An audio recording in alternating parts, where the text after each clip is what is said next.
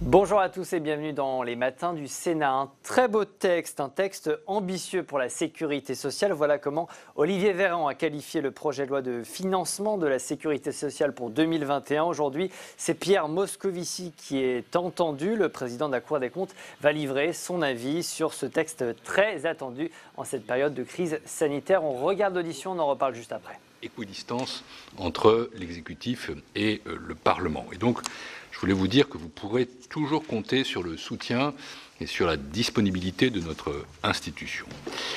L'audition d'aujourd'hui m'offre d'ailleurs l'occasion d'illustrer notre mission d'assistance au Parlement, puisque le rapport sur l'application des lois de financement de la sécurité sociale, le RALF, s'est établi dans ce cadre, comme le rapport sur les GHT est établi à la demande de votre commission.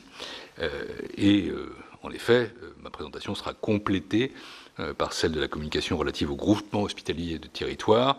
Je laisserai le président de la 6e chambre, Denis Morin, vous en exposer le contenu, aux côtés de Noël Diric, président de section, de Nicolas Parnex, rapporteur, qui ont assuré l'instruction et que je veux remercier.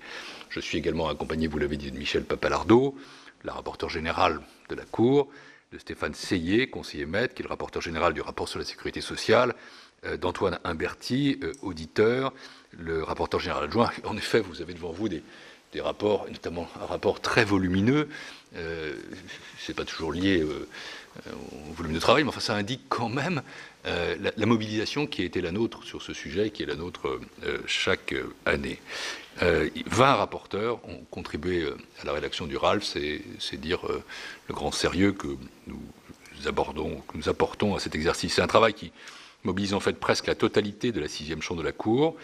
Et il faut noter qu'il a été cette année réalisé dans un contexte exceptionnel, vous le mentionniez, Madame la Présidente, celui de la crise sanitaire sans précédent que nous traversons depuis mars. Je précise toutefois que le rapport n'aborde pas la gestion de la crise en elle-même. La Cour aura bien sûr l'occasion d'y revenir et d'y revenir devant vous si vous le souhaitez. Nous sommes aujourd'hui dans un contexte économique particulièrement difficile, dans lequel nos transferts sociaux, il faut le souligner, ont joué et continuent à jouer un rôle essentiel pour amortir en quelque sorte les conséquences de cette crise pour nos concitoyens, notamment en comparaison d'autres pays. Il y a bien un modèle social français et une protection sociale qui occupe une place essentielle dans notre pacte républicain, dont la Cour, à sa place, est une institution qui en est une des garantes. La situation actuelle est exceptionnelle. L'impact de la crise sur la trajectoire de la sécurité sociale est tout à fait considérable. Vous le voyez sur le slide, comme on dit, qui apparaît, puisque, en effet, en 2020, le déséquilibre des comptes sociaux atteindra des niveaux historiques, avec un déficit du régime général et du Fonds de solidarité vieillesse qui s'élève à 44,4 milliards d'euros. Pour vous donner un point de comparaison, c'était 28 milliards d'euros en 2010 à la suite de la crise financière. Nous pouvons donc dire que la crise de la Covid-19 a un impact économique et financier supérieur à celui de la crise de 2008-2014. Cette situation a conduit l'été dernier à une nouvelle reprise de la dette par la Caisse d'amortissement de la dette sociale, la fameuse CADES, reprise elle aussi inédite par son montant puisqu'elle s'élève à 136 milliards d'euros et qu'elle a pour effet de prolonger l'existence de la CADES jusqu'en 2033. Donc nous sommes face à un exercice qui est hors norme pour nos comptes sociaux. Et notre rapport cette année porte un message simple, clair, qui est le suivant. Nous voulons sauvegarder notre système de sécurité sociale. C'est un maillon essentiel de cohésion et de solidarité dans notre pays. Mais puisque nous le voulons, alors nous devons reconstruire progressivement une nouvelle trajectoire de retour à l'équilibre des comptes sociaux. La sécurité sociale ne peut pas être durablement financée par l'emprunt, sauf à pénaliser définitivement les générations futures.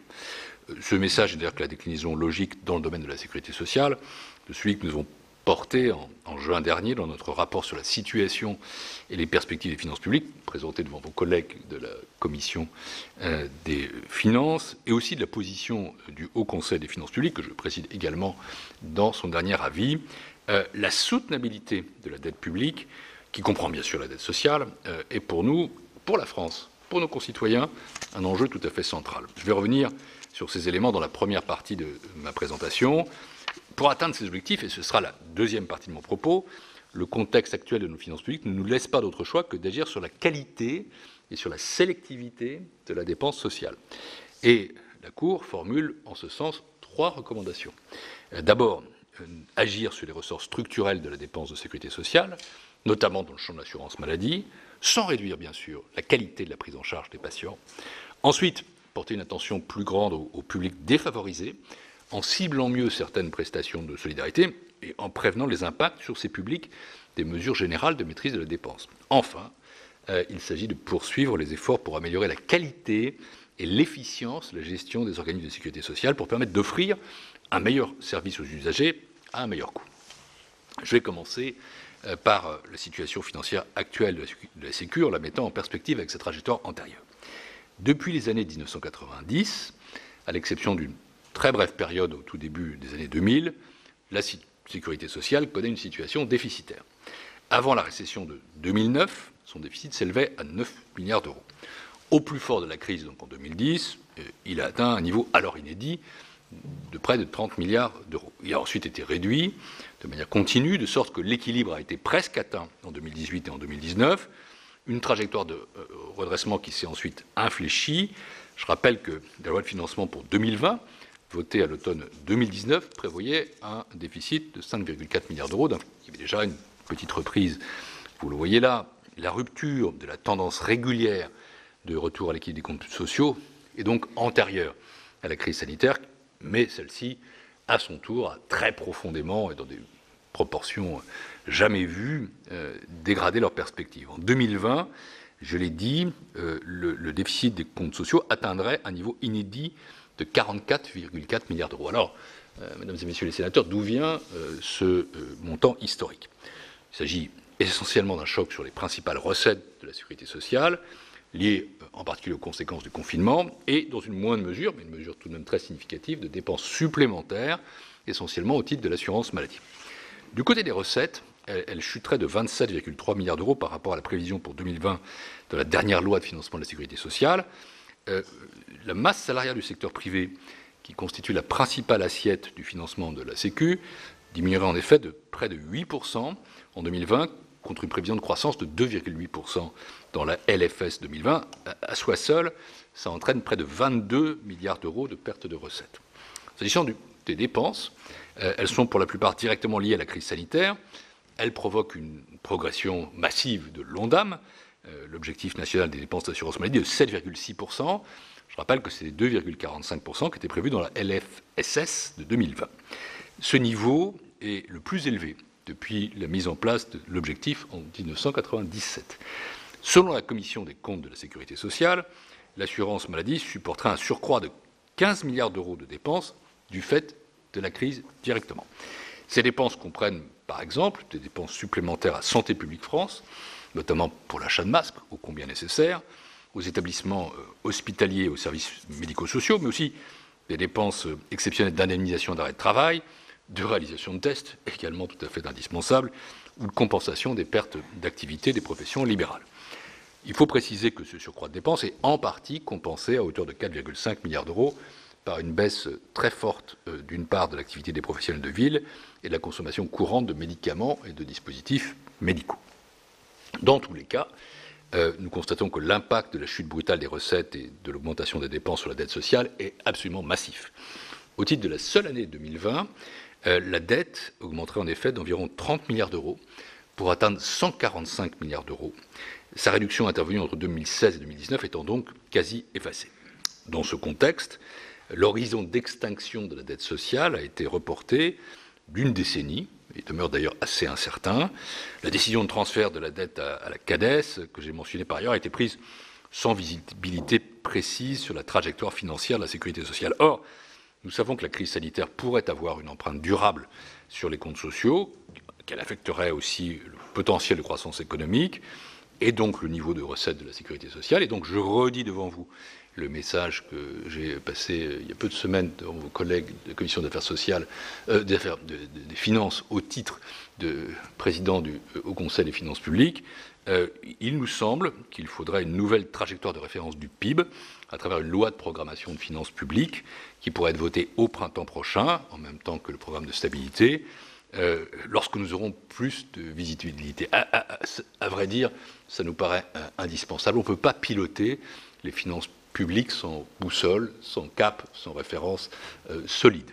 Ce sera particulièrement utile pour mieux piloter l'évolution de nos finances sociales, distinguer le conjoncturel du structurel, l'exceptionnel de l'ordinaire.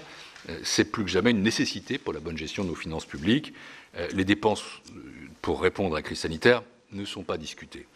Elles sont nécessaires. La Cour le dit de manière très claire, il n'y a aucune contestation de la légitimité de cela. Quand on vit une situation extraordinaire, il faut des mesures qui soient à la hauteur. Mais voilà, ces dépenses pérennes appellent un effort accru de sélectivité pour en améliorer la qualité et la pertinence, parce qu'à défaut, ça risquerait d'accentuer l'écart structurel entre le niveau des recettes et celui des dépenses à financer.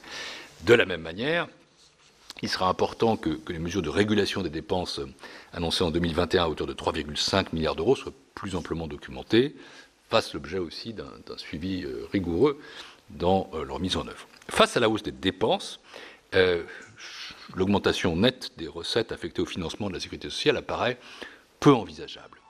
Disons en tout cas que ça ne me paraît pas être l'air du temps. Les prélèvements obligatoires ont atteint en France 44,1% du PIB en 2019, niveau plus élevé que chez nos principaux partenaires européens. Il n'apparaît pas non plus souhaitable, compte tenu de la trajectoire budgétaire déjà très dégradée de l'État, de l'amputer de certaines de ses recettes pour les affecter à la sécurité sociale ou de lui faire porter la charge de nouvelles dépenses. Ce qui veut dire que remettre les finances sociales sur la voie de l'équilibre structurel n'offre pas beaucoup d'autres options. Bon, côté recettes, peut-être y aura-t-il quelque chose à un moment, mais tout de même, l'option principale, c'est de définir une nouvelle trajectoire de dépenses qui permettrait de maîtriser la hausse de notre dette sociale. Le Parlement a arrêté l'été dernier le principe d'un désendettement de la sécurité sociale à hauteur des déficits cumulés sur la période 2020-2023, en limitant ce désendettement à 92 milliards d'euros. La Cour relève toutefois que la trajectoire de solde qui figure au projet de loi de financement de la sécurité sociale pour 2021 conduirait à ce qu'apparaisse en réalité un nouvel endettement cumulé de l'ordre de 29 milliards d'euros à la fin de l'année 2023 et de près de 50 milliards d'euros à la fin de l'année 2024. C'est une perspective qui présente pour nous le risque de mettre en place, ce que nous ne recommandons pas, un mode de financement permanent de la sécurité sociale par la dette, car, je l'ai dit, je le redis aujourd'hui, je le redirai tant qu'il le faudra, je le redirai tant que je serai président de la Cour des comptes, la soutenabilité de notre dette publique doit être le pilier, un des piliers de notre future stratégie financière. Il faut donc, et ce sera la deuxième partie de mon propos, identifier les leviers qui permettent de remettre les comptes de la sécurité sociale sur la voie de l'équilibre en agissant sur la qualité de la dépense. Autre boussole pour notre stratégie financière dans la décennie qui vient. Nous avons étudié les résultats obtenus ces dernières années dans la maîtrise de leurs dépenses par les différentes branches. Disons qu'ils sont globalement positifs et ils doivent être soulignés comme tels. Mais ils ne sont pas encore suffisants. Surtout, il y a des inégalités, des différences entre branches. Je m'explique avec 3 exemples, si vous le permettez. Du côté de la branche famille, la maîtrise des dépenses a été facilitée par l'inflexion de la natalité depuis 2014, mais aussi par des mesures reposant sur des choix clairs qui ont visé à aider en priorité les familles les moins favorisées. Et donc là, nous considérons que les pouvoirs publics ont visé et rempli un double objectif de rigueur et d'équité. Le système de retraite, de son côté, a connu entre 1993 et 2014 5 réformes d'ampleur touchant les régimes de base. En plus des hausses de cotisations, ces réformes ont agi, vous le savez, sur l'âge de départ à la retraite, sur la durée de cotisation, sur le niveau des pensions. Elles ne suffisent toutefois pas à assurer, à l'horizon de la fin de la décennie, l'équilibre du système, mais elles ont ramené l'évolution des dépenses à un rythme proche de celui du PIB, et là encore, il faut le souligner. Enfin, les dépenses d'assurance maladie ont vu leur progression significativement ralentie. L'ONDAM rapporté au PIB a été stabilisé à champ constant autour de 8,3% ces dernières années, et son respect, avant la crise sanitaire, était assuré depuis 2010. La progression de l'ONDAM depuis 2016 a toutefois été desserrée, au-delà de l'objectif de 2,3%, pourtant prévu par la loi de programmation des finances publiques 2018-2022, ce qui vous montre à nouveau la caducité de cette loi, au passage. Après un premier relèvement en 2019 pour la stratégie Ma Santé 2022, que la Cour d'ailleurs estime positive, la crise des urgences puis la crise hospitalière ont conduit en 2020, avant l'épidémie, à fixer un taux de 2,45%. De son côté, le PLFSS 2021 entraîne, je l'ai dit, une révision majeure de l'ONDAM pour 2020 qui est portée à 7,6%, conséquence directe de la crise. Pour la Cour, ces évolutions soulignent les limites de la maîtrise des dépenses de santé reposant seulement sur l'ONDAM. Bien sûr, un tel objectif reste indispensable. Nous estimons d'ailleurs nécessaire de développer pour les professionnels de santé libéraux des outils analogues ou comparables à ceux qui existent pour les établissements de santé. Mais ce pilotage ne peut pas suffire à organiser une maîtrise durable des dépenses de santé qui soit à la hauteur à la fois des besoins de nos concitoyens et des exigences d'équilibre que j'ai rappelées. En clair, la contrainte financière seule, sans rénovation du système, ne suffit pas. Le retour sur un chemin d'équilibre de l'assurance maladie nécessite donc des actions structurelles. La Cour a déjà fourni un certain nombre de pistes par le passé. Elle développe 3 grandes illustrations cette année. L'une concerne, c'est la principale, sans doute, les groupements hospitaliers de territoire, un thème sur lequel vous avez sollicité notre assistance. J'ai constaté d'ailleurs hier, devant l'audition dans la commission des affaires sociales de l'autre assemblée, à quel point ce sujet était sensible pour les élus, et je n'ai pas de doute qu'il sera aussi très sensible pour vous, qui représentez les territoires. Je vais céder, si vous le permettez, comme une parenthèse, une incise en tout cas, la parole, comme vous l'avez annoncé, à Denis Morin pour qu'il vous présente les conclusions du rapport réalisé par la Cour à la demande de votre commission, car en effet c'est un sujet qui est commun au RALF, c'est au rapport spécifique que nous avons fait à votre intention. Merci, Monsieur le Premier Président. Donc, avec votre accord, Madame la Présidente, et comme prévu, je pense une incise effectivement sur les GHT, travail que nous avons conduit à la demande de votre commission et que nous avons conduit, je crois, de façon particulièrement approfondie, puisque nous avons examiné, et je voudrais en remercier les rapporteurs, en particulier Nicolas Parnex, ici présent, la quasi-totalité des projets médicaux partagés disponibles sur le marché, si je puis dire, c'est-à-dire 129 d'entre eux sur les 136 GHT, et nous avons également approfondi le dialogue avec environ 500 personnes, professionnels de santé, élus, usagers, dans 13 GHT, regroupant 77 établissements, pour tester un peu nos constats et nos préconisations. Alors, pour aller droit au but, je pourrais répondre aux 2 questions, Madame la Présidente, que vous avez soulevées dans votre propos liminaire. Est-ce que les GHT se sont mis en place? Oui. Est-ce qu'ils ont eu un impact sur l'offre de soins? Non. Et je pourrais éventuellement rester là, mais je pense que vous exigez que j'argumente un peu plus, me semble-t-il. Donc les constats que nous avons dressés portent d'une part sur l'hétérogénéité des GHT. Il y a 136 GHT aujourd'hui en France. Beaucoup d'entre eux, 28, sont adossés à un CHU. On voit bien les avantages que ça peut représenter, notamment en termes de démographie médicale, de disponibilité de professionnels de santé sur un territoire donné. Le reste, par conséquent, n'en dispose pas. C'est déjà un premier clivage qui est majeur. Dans leurs limites géographiques, beaucoup de GHT sont en réalité structurés autour d'un établissement support particulièrement fragile. Je pense que le dialogue que les ARS ont noué avec les élus et les élus locaux ont permis sans doute d'ajuster les choses au plus fin des souhaits des élus. C'est une très bonne chose, naturellement. Néanmoins, dans beaucoup de départements, j'aurais cité en particulier, je les cite comme ça, il y en a beaucoup d'autres, Lyon, la Seine-et-Marne et la Manche, il y a à l'évidence des GHT infradépartementaux qui fonctionnent autour d'établissements hospitaliers qui sont extrêmement fragiles et par conséquent ne présentent pas la qualité de prise en charge que nos concitoyens sont en droit d'attendre sur l'ensemble du territoire, ne contribuent pas davantage à la correction des inégalités de santé et ne répondent notamment pas à un sujet majeur qui est, comme vous le savez, dans des territoires où l'offre de santé est difficile, est insuffisante, la capacité à prendre en charge en moins de 30 minutes environ un certain nombre d'accidents de santé comme les AVC ou des problèmes cardiovasculaires. Je citerai par exemple le fait que 38 GHT ne disposent d'aucun plateau d'angioplastie, que 24 GHT n'ont pas d'UNV, alors que paradoxalement le nombre d'UNV sur le territoire national est de 140, comme nous l'avons montré dans un travail pour le RALS d'il y a 2 ans, c'est-à-dire à peu près équivalent en nombre de GHT, ce qui veut dire que les découpages ne sont à l'évidence pas les bons. 46% des GHT ne disposent pas d'hospitalisation à domicile, ce qui est évidemment par rapport à l'orientation actuelle du fonctionnement de notre système de santé une défaillance majeure. 21% d'entre eux ne disposent pas de psychiatrie. ce qui pose la question de la participation des établissements de ce type à l'ensemble des GHT. Et enfin, de façon sans doute moins critique, me semble-t-il, 10% de GHT ne disposent pas d'une offre en obstétrique. Donc, forte hétérogénéité qui devrait, de notre point de vue, dans la poursuite et l'approfondissement du dialogue dans les territoires entre les ARS et les élus, être corrigée, si c'est possible, dans les prochaines années. Deuxième observation que nous mettons en évidence, me semble-t-il, pour rester encore une fois très, très synthétique et dans la limite de l'incise que le Premier Président rappelait tout à l'heure, une gouvernance qui est complexe. La loi prévoyait, c'était je crois un accord qui avait été passé entre le gouvernement, entre l'exécutif et le législatif, l'absence de personnalité morale des GHT. Bon, c'est probablement un temps du raisonnement, mais il faudra probablement aller au-delà, c'est ce que nous instillons d'ailleurs dans le rapport, parce que cette absence de personnalité morale est source de grandes difficultés de fonctionnement. J'aurais simplement, pour visualiser les choses, rappeler que pour un certain nombre de décisions qui touchent par exemple à l'adaptation du PNP ou à l'adaptation des statuts, certains établissements, certains GHT sont obligés d'engager un processus de consultation qui est extrêmement long, avec entre 50 et 100 consultations, ce qui évidemment n'est pas totalement de nature à accélérer la prise de décision. Alors parfois, on le voit notamment, même si nous n'avons pas spécifiquement étudié ce point à travers la crise sanitaire, les GHT qui ont les mieux fonctionné, et les professionnels de santé eux-mêmes disent que ça a été un vrai plus, sont ceux qui sont les plus intégrés.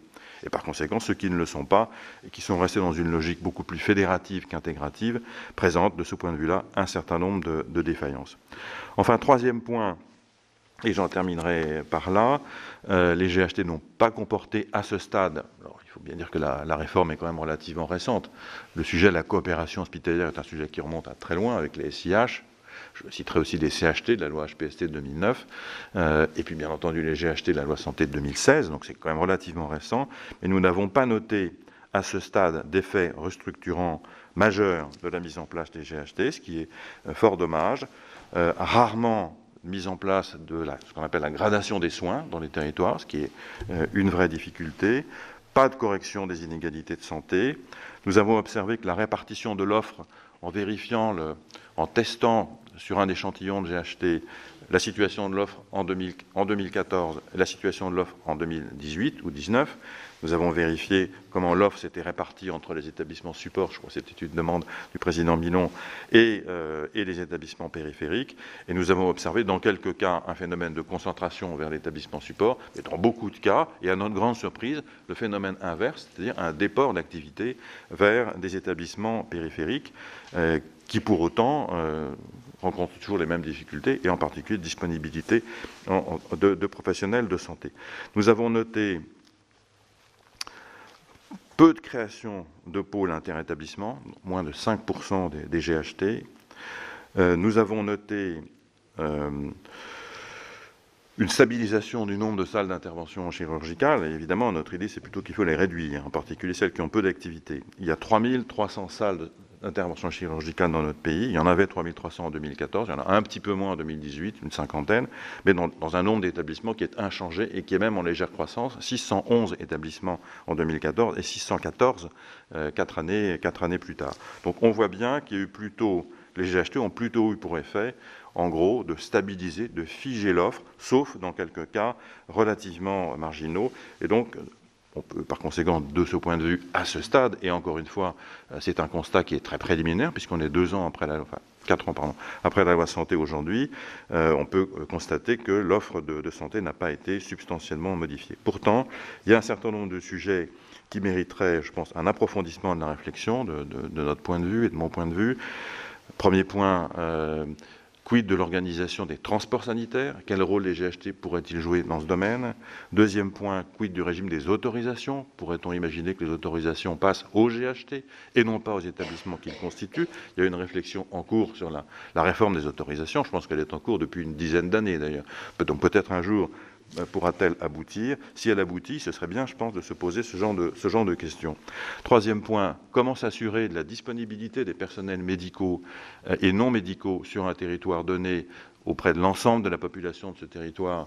Par conséquent, c'est un peu l'idée de l'hôpital hors les murs que le GHT pourrait, de ce point de vue-là, incarner, en mutualisant notamment un certain nombre de professionnels qui sont en situation démographique critique pour l'instant, et pour quelques années encore. On imagine que le GHT pourrait jouer un rôle de ce point de vue-là, et nous concluons le rapport en soulignant que de notre point de vue, les GHT les plus efficaces, si on veut aller au bout de la logique de la réforme, sont les GHT les plus intégrés.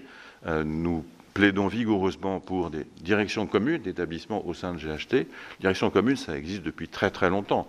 En règle générale, moi j'avais observé en région Rhône-Alpes il y a quelques années que les élus, quand j'étais déjà ARS, que les élus n'avaient pas systématiquement de prévention à l'égard de ce mode d'organisation qui était au contraire de nature à apporter un plus, notamment lorsque le directeur était à la fois directeur d'un établissement très solide dans un territoire donné et pouvait par conséquent apporter un concours à un établissement qui l'est moins et encourager les mutualisations entre ces établissements. Je pense que c'était une bonne façon de voir. J'ai un peu le sentiment, à lire le rapport que nous vous avons adressé, les travaux d'instruction qui ont été conduits, que de ce point de vue-là, il y a plutôt eu une régression et nous sommes par conséquent relativement inquiets. Voilà, donc encourager plutôt l'intégration dans les GHT qu'une logique fédérative. Je pourrais conclure en disant que, et ça ne va pas forcément montrer que le sujet est simple, il en est un petit peu de la coopération hospitalière comme de l'intercommunalité. Et par conséquent c'est au moins un sujet aussi difficile. Là, je sais qu'en m'adressant devant votre commission, merci beaucoup de votre attention. J'ai fini mon assise, Monsieur le Premier. Je ne sais pas si c'était une critique ou... Ancien président de l'agglomération, je ne me prononcerai pas sur le sujet. Merci. Je vais poursuivre sur le contenu du RALFS, dans lequel nous développons, en plus des GHT, deux autres illustrations pour agir sur les ressorts structurels des dépenses de santé. La première concerne la simplification du système de financement des activités hospitalières, notamment les dotations dites pour mission d'intérêt général et d'aide à la contractualisation, les MIGAC, et les fonds d'intervention régionaux, le FIR, dont disposent les ARS pour financer des actions de santé publique d'intérêt régional. Ces deux sources de financement représentaient en 2019 un total de près de 11 milliards d'euros, avec des chevauchements entre enveloppes financières, un empilement croissant de lignes budgétaires. La simplification de ces dispositifs et une répartition plus claire des responsabilités dans leur attribution entre l'administration centrale et les ARS sont à nos yeux donc indispensables. La deuxième illustration a trait aux dispositifs médicaux. Ces derniers concernent un vaste ensemble de produits et de services qui vont du simple pansement aux dispositifs implantables de haute technologie qui peuvent être fournis ou prescrits à l'occasion d'un soin. Ils sont utilisés dans un nombre croissant de maladies, avec une dépense correspondante évaluée à 15 milliards d'euros, qui progresse d'environ 4% chaque année, soit beaucoup plus vite que l'ensemble des dépenses retracées dans l'ONDAM. Jusqu'à présent, les mesures de maîtrise ont principalement porté sur les prix de ces dispositifs. Il faut désormais, selon nous, agir en parallèle sur la pertinence de la prescription, sur l'optimisation des achats par les établissements de santé et sur la lutte contre les abus et les fraudes, en écrivant ces actions dans un cadre pluriannuel. Voilà quelques exemples de champs dans lesquels des efforts de maîtrise et de sélectivité des dépenses sociales sont possibles. D'autres, bien sûr, existent. Nous pensons, dans tous les cas, qu'il est essentiel, dans la mise en œuvre de ce type de mesures, de respecter une exigence de solidarité. Ce point est fondamental car, selon nous, ces efforts doivent être adaptés à la situation de chacun et en particulier veiller à celle de nos concitoyens défavorisés. Plusieurs chapitres du rapport illustrent ainsi la nécessité de mieux cibler certaines prestations de solidarité. J'ai cité les choix faits dans la gestion des prestations familiales qui ont été particulièrement clairs en faveur des familles défavorisées. Le montant du complément familial a, par exemple, augmenté de 39% depuis 2013, avec, vous le savez, une majoration supplémentaire pour les familles nombreuses les plus modestes. En matière de retraite, plusieurs mesures ont cherché à atténuer les effets des réformes successives pour les faibles pensions, comme la majoration du minimum contributif au titre des trimestres cotisés en 2004, ou la mise en place, à partir de 2010, des mesures en faveur des carrières longues. Mais des mesures telles que l'indexation des salaires, utilisée pour le calcul de la retraite sur les prix, favorisent les assurés à carrière pleine et ascendante et peuvent pénaliser ceux qui ont subi des périodes de chômage ou touché des salaires plus faibles. Les pensions de retraite prévoient cependant des dispositifs de minima particulièrement importants pour nos concitoyens qui perçoivent une très petite retraite. Ce sont des mécanismes de solidarité internes aux différents régimes de retraite, dont l'objectif est de porter, comme le nom l'indique, à un montant minimum la pension servie à certains de nos assurés sous certaines conditions. Ils interviennent donc en amont du minimum vieillesse. Ils concernent environ aujourd'hui un nouveau retraité sur 5, c'est donc très important. La majoration de pension qu'ils entraînent représente en moyenne 130 € par mois pour les assurés du régime général ou pour les fonctionnaires qui en bénéficient. C'est donc très significatif quand on a une toute petite retraite de 500 à 600 euros. Il représentait au total 8,7 milliards d'euros de versements en 2018. Nous avons observé que la finalité de ce dispositif avait évolué et devait désormais faire l'objet d'une clarification. Conçu historiquement pour augmenter la retraite des salariés qui ont une carrière complète, le minimum contributif du régime général bénéficie aujourd'hui principalement à des personnes qui ont des carrières à temps partiel ou incomplètes. Enfin et surtout, la Cour a relevé la complexité des dispositifs de minima existants qui conduit à ce que près d'1 million de personnes ayant pris leur retraite voient leur dossier rester durablement en carafe, en attente de règlement définitif. Nous préconisons donc de procéder dans les meilleurs délais aux différentes harmonisations qui permettront de garantir à l'ensemble des bénéficiaires la perception définitive des montants qui leur sont dus. L'exigence de solidarité implique aussi, du côté de la branche famille, d'accroître l'efficacité des dépenses d'action sociale. Aux côtés des prestations familiales, les CAF apportent en effet un soutien financier et un soutien technique au développement de services et d'équipements destinés aux familles, notamment des crèches et des centres de loisirs. Et c'est un soutien qui est bien sûr fondamental. La branche famille n'a cependant pas pu atteindre les objectifs fixés de création de 100 000 places en crèche. Le taux de réalisation est de 63% seulement. Par ailleurs, vous le savez, des inégalités territoriales persistent, notamment faute d'évaluation suffisamment fine des besoins. Au vu de l'importance des financements publics mobilisés, tout de même 5,8 milliards d'euros en 2019, 1 milliard de plus qu'en 2012, nous recommandons d'apporter à ces dispositifs les améliorations indispensables pour offrir aux familles un service de qualité sur l'ensemble du territoire. Enfin, il faut faire progresser la qualité et l'efficience de la gestion des organismes de sécurité sociale, et c'est notre dernière orientation. Il faut d'abord, et en priorité, réduire le nombre et le montant des erreurs qui affectent le versement des prestations sociales.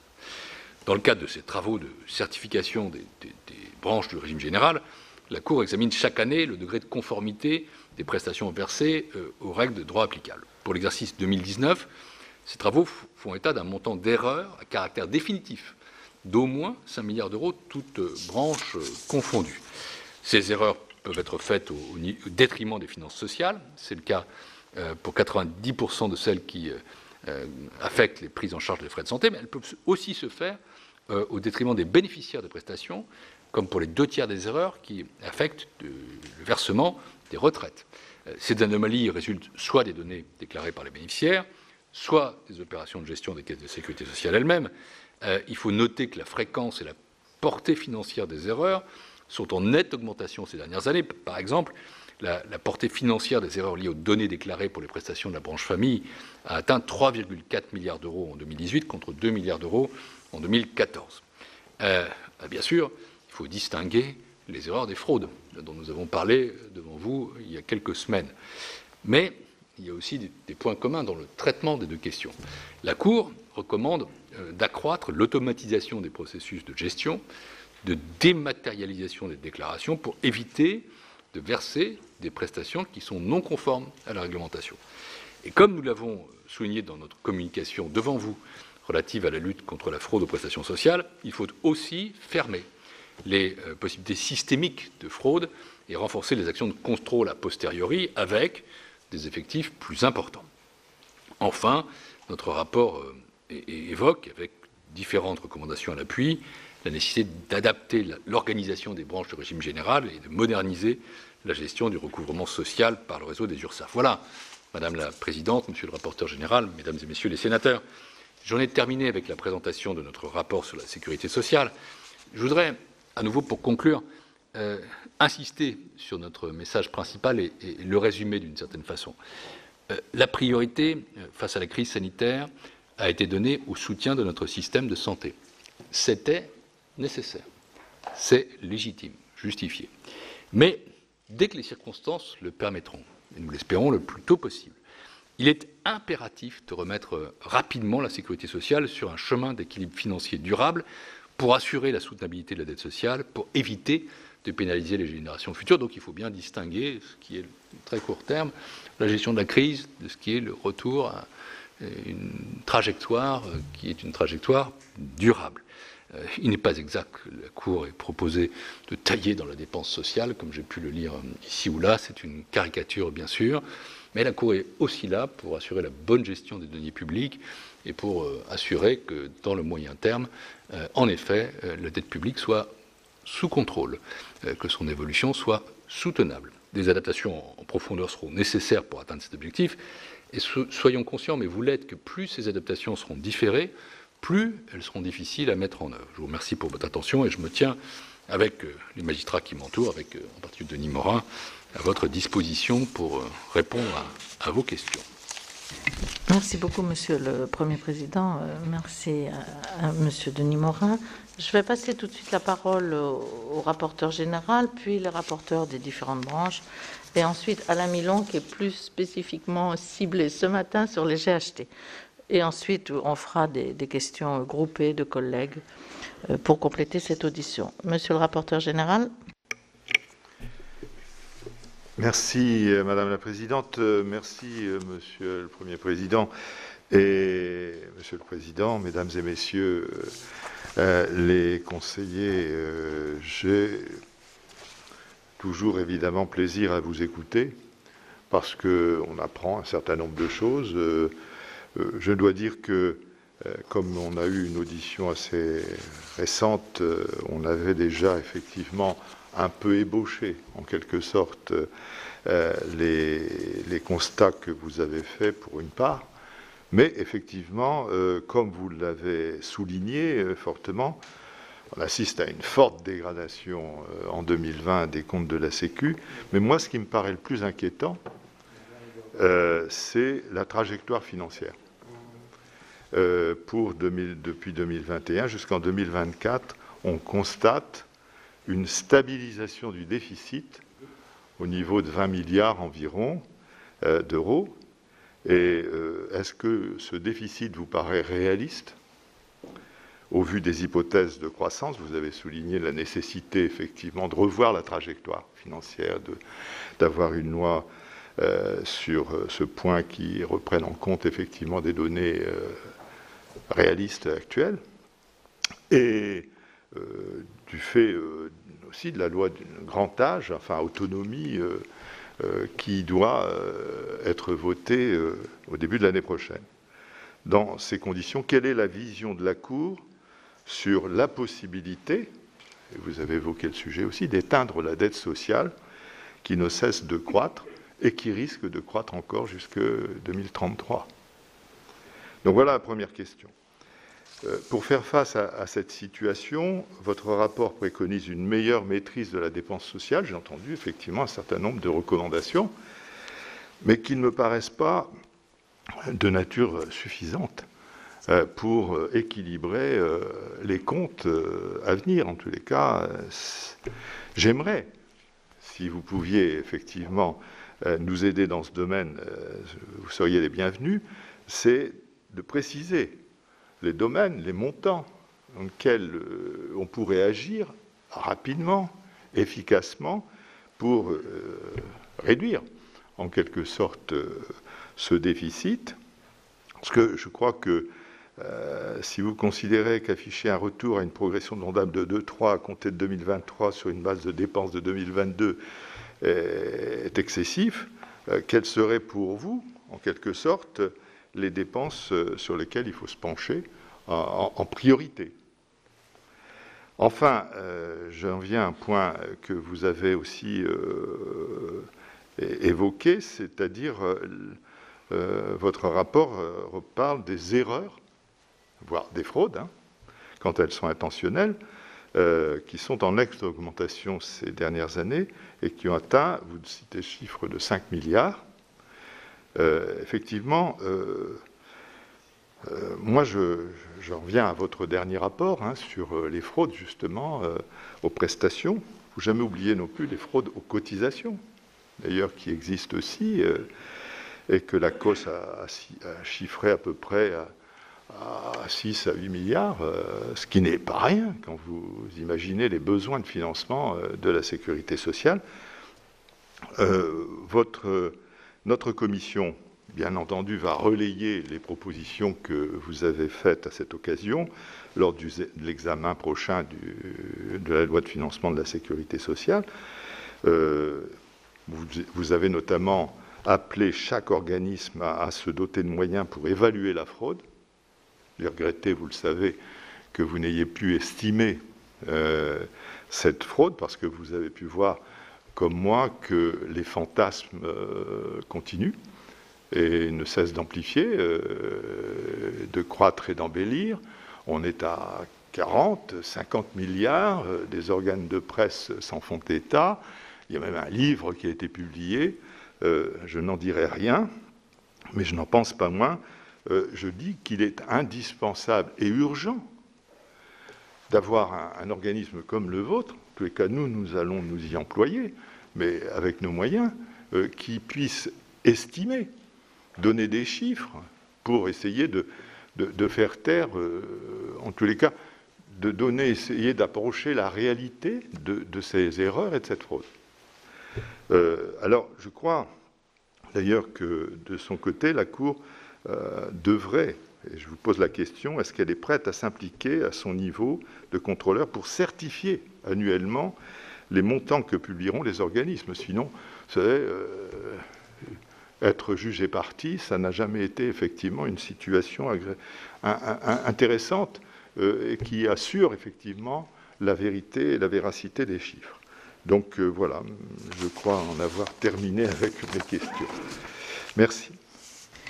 Merci. Donc, si vous pouvez répondre déjà au rapporteur général, on va faire rapporteur par rapporteur et ensuite on groupera les réponses. Monsieur le rapporteur général, je vais effectivement répondre question par question. D'abord, sur la dégradation des comptes de la sécurité sociale et la trajectoire financière. Dans le temps qui lui était imparti avant la publication du RALF, la Cour n'a pas pu examiner la cohérence entre les hypothèses macroéconomiques du gouvernement et la trajectoire pluriannuelle de la sécurité sociale à l'horizon 2024, présentée à l'annexe B du PLFSS 2021. À noter néanmoins que, comme précisé dans la dite annexe B, la trajectoire des dépenses 2022-2024 du PLFSS 2021 repose sur l'hypothèse d'une évolution tendancielle des dépenses consacrées à l'autonomie de 2,4% par an, ce qui ne prend donc pas en compte des mesures nouvelles en dépenses qui pourraient être décidées dans le cadre d'une prochaine loi sur le grand âge et l'autonomie. Enfin, s'agissant de l'extinction de la dette sociale, la Cour indique dans le chapitre 1 du RALFS qu'à l'horizon 2024, les déficits de la sécurité sociale prévus par le PLFSS 2021 dépasseraient de près de 50 milliards d'euros les montants de reprise de dette par la CADES, 113 milliards au total, prévus par la loi du 7 avril 2020 relative à la dette sociale et à l'autonomie. Bref, quand je regarde tout ça, vous vous demandez si c'est réaliste. Réaliste, oui, peut-être même pas complet, mais pas forcément raisonnable. Voilà un peu, pour résumer, le sentiment que nous pouvons éprouver. Sur la maîtrise de la dépense sociale, qu'on soit clair, déterminer la part que la collectivité doit consacrer à la santé, ce n'est pas à la Cour d'en décider. Ce choix relève du gouvernement et du Parlement, et nous n'entendons pas du tout empiéter là-dessus. Une fois ce choix fait, en revanche, le rôle de la Cour, c'est de vérifier que la dépense ainsi financée est pertinente, efficace, efficiente. J'ai déjà eu l'occasion de le dire dans ma présentation introductive, la norme d'évolution des dépenses d'assurance maladie est fixée par la loi de programmation des finances publiques. Pour la période 2018-2022, un taux d'ONDAM avait été fixé à 2,3%. Le contexte économique résultant de la crise sanitaire fait, et je crois que ce n'est d'ailleurs pas contesté par le gouvernement, que cette loi est à nos yeux caduque. Et donc le Haut Conseil des finances publiques recommande de préparer une nouvelle loi de programmation, et si la situation sanitaire le permet, d'en débattre dès le printemps prochain, dans l'agenda politique qui est le nôtre, par ailleurs, ça me paraît quand même tout à fait raisonnable. Nous en avons besoin, ça me paraît indispensable. Et c'est dans ce cadre que le taux de référence de l'ONDAM aura à être fixé. Les hypothèses d'inflation seront également à prendre en compte. Pour le reste, nous connaissons les multiples gisements d'efficience que recèle le secteur de la santé. Sur la trajectoire, nous avons un programme d'économie annuelle sur l'Ondam qui a représenté 3,5 à 4 milliards d'euros par an. C'est encore ce que prévoit le gouvernement pour 2021. Mais une fois passée la crise, il faudra redéfinir le dit programme d'économie. Et à cet égard, nous traçons des pistes dans le RALF et dans les RALF successifs qui permettent de nourrir ces programmes, et vous les trouverez dans le rapport. Enfin, sur votre dernière question, bien sûr, la Cour se penchera attentivement sur les estimations du montant de la fraude qu'établiront la CNAM et la CNAV lorsque celle-ci examinera dès l'année prochaine les suites données par le ministère des Solidarités, de la Santé et de la Sécurité sociale à sa communication à votre commission sur la fraude aux prestations sociales. La Cour est bien entendu tout à fait disposée à échanger avec la CNAV et la CNAM sur les méthodes qui pourraient être employées pour procéder à ces estimations. Dans sa communication à votre commission, elle propose notamment d'estimer le montant de la fraude par redressement statistique des résultats des contrôlés, ciblés en fonction de certains critères qui conduisent à détecter des préjudices. Dès avant sa communication au Sénat, sur la fraude aux prestations sociales, la Cour entretenait un dialogue régulier avec la CNAF sur l'estimation du montant de la fraude. Comme vous le savez, la branche famille est aujourd'hui la seule à établir chaque année une estimation du montant de la fraude. Elle le fait depuis 2010. J'ai bien noté votre frustration. J'ai noté aussi que notre rapport avait connu là une limite que nous avons subie, qui fait qu'il n'a pas servi autant que nécessaire de garde-fou à des surenchères qui sont considérablement accrues, puisqu'on parlait de 15 milliards, maintenant j'ai lu quelque part le chiffre de 50 milliards. Il faut à un moment donné couper la tête à ce canard et arrêter ces fantasmes. Et donc, je crois que nous sommes en effet disposés à reprendre ce travail, quitte, mais là je n'engage que moi, mais je le fais en me tournant vers le président de la Chambre, à prendre quelques risques. Je crois qu'il faudra le faire, et peut-être être approximatif, parce que, encore une fois, pour être parfaitement rigoureux, il faudrait qu'on ait totalement un travail partagé avec le ministère, mais je pense qu'il serait raisonnable, cher Président, que la Cour, et notamment la 6e Chambre, travaille sur une estimation à tout le moins, parce que nous sommes très très loin de ces chiffres, et pour le coup, le fait de rester dans ce clair-obscur empêche d'éclairer ce débat et, encore une fois, d'éviter des fantasmes. Donc, je ne sais pas, là je m'avance un peu, Président, mais je suis sûr que nous pouvons le faire. Et donc, pour terminer, je dirais que la Cour, oui, va s'impliquer dans le suivi des recommandations du rapport, et qu'elle pourra le faire à travers ses travaux de certification, comme vous le demandez, Monsieur le rapporteur. Ce rapport, j'ai noté le très vif intérêt qu'il a souligné. J'ai noté cette petite limite, cette frustration qui tenait à notre rigueur méthodologique, mais je crois qu'il faut que nous poursuivions ensemble cette réflexion, parce que nos concitoyens sont extrêmement attentifs à ces questions, et tout à fait à juste titre. Et j'en profite pour vous remercier à nouveau d'avoir suscité cette réflexion tout à fait importante, qui montre au passage à quel point les relations entre la Cour et le Parlement permettent de faire progresser le débat citoyen. Merci. Je vais passer maintenant la parole à Corinne Imbert, rapporteure pour la branche maladie. Merci Madame la Présidente, merci Monsieur le Premier Président de la Cour. Je vais revenir notamment sur l'ONDAM et le fonds d'intervention régional. L'étude de la Cour des comptes sur les dépenses d'assurance maladie entre 2010 et 2019 relève, à l'instar d'un récent rapport de nos collègues Catherine Deroche et René-Paul Savary sur l'ONDAM, que la régulation annuelle n'est pas suffisante pour un pilotage stratégique de la dépense de santé, et vous l'avez déjà évoqué. Vous avez aussi évoqué qu'on ne peut pas piloter les finances sociales sans boussole. Alors, comment avez-vous abordé dans cette analyse le principe du découpage en sous-objectifs de l'ONDAM, autour duquel se polarisent en partie les débats? Celui-ci, selon vous, est-il satisfaisant à l'heure où la notion de parcours de santé devient une notion très importante? Est-ce que c'est satisfaisant aussi face aux enjeux de décloisonnement entre les soins de ville et à l'hôpital? Et de quelle manière la programmation pluriannuelle soumise au Parlement que vous préconisez pourrait-elle permettre de dépasser cette approche aujourd'hui essentiellement sectorielle? Concernant le fonds d'intervention régional, le FIR, l'étude de la Cour sur le FIR, géré par les agences régionales de santé et les dotations MIGAC, pointe, s'agissant du FIR, des disparités historiques dans la répartition des dotations et une logique peu redistributive. Faudrait-il, selon vous, et le cas échéant, de quelle manière engager un rééquilibrage territorial plus volontariste de ces dotations?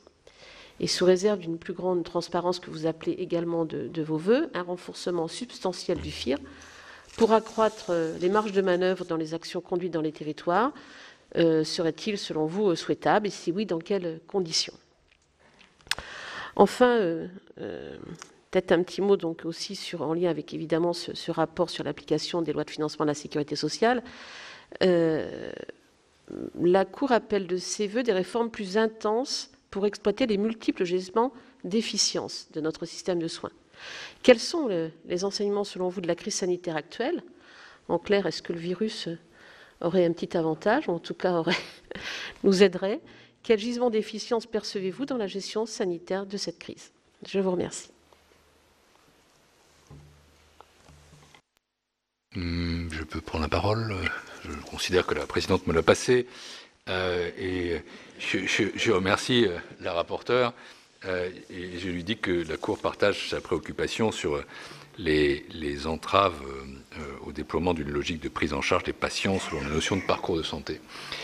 Toutefois, bien regardés, les inconvénients sont moins du fait du pilotage macro-financier à travers l'ONDAM, qui est un instrument de dialogue démocratique avant tout. On ne peut pas régler tous les problèmes avec les objectifs de l'ONDAM. Ce qui est problématique, ce sont les mécanismes de financement des soins individuels, qui sont fondés aujourd'hui essentiellement sur la rémunération séparée des actes des différents intervenants dans la chaîne de soins. Nous pensons que pour les parcours de soins, la réponse est d'abord dans la mise en œuvre des différentes réformes du financement, permettant de passer d'une rémunération uniquement à l'activité à des rémunérations fondées sur le suivi des patients.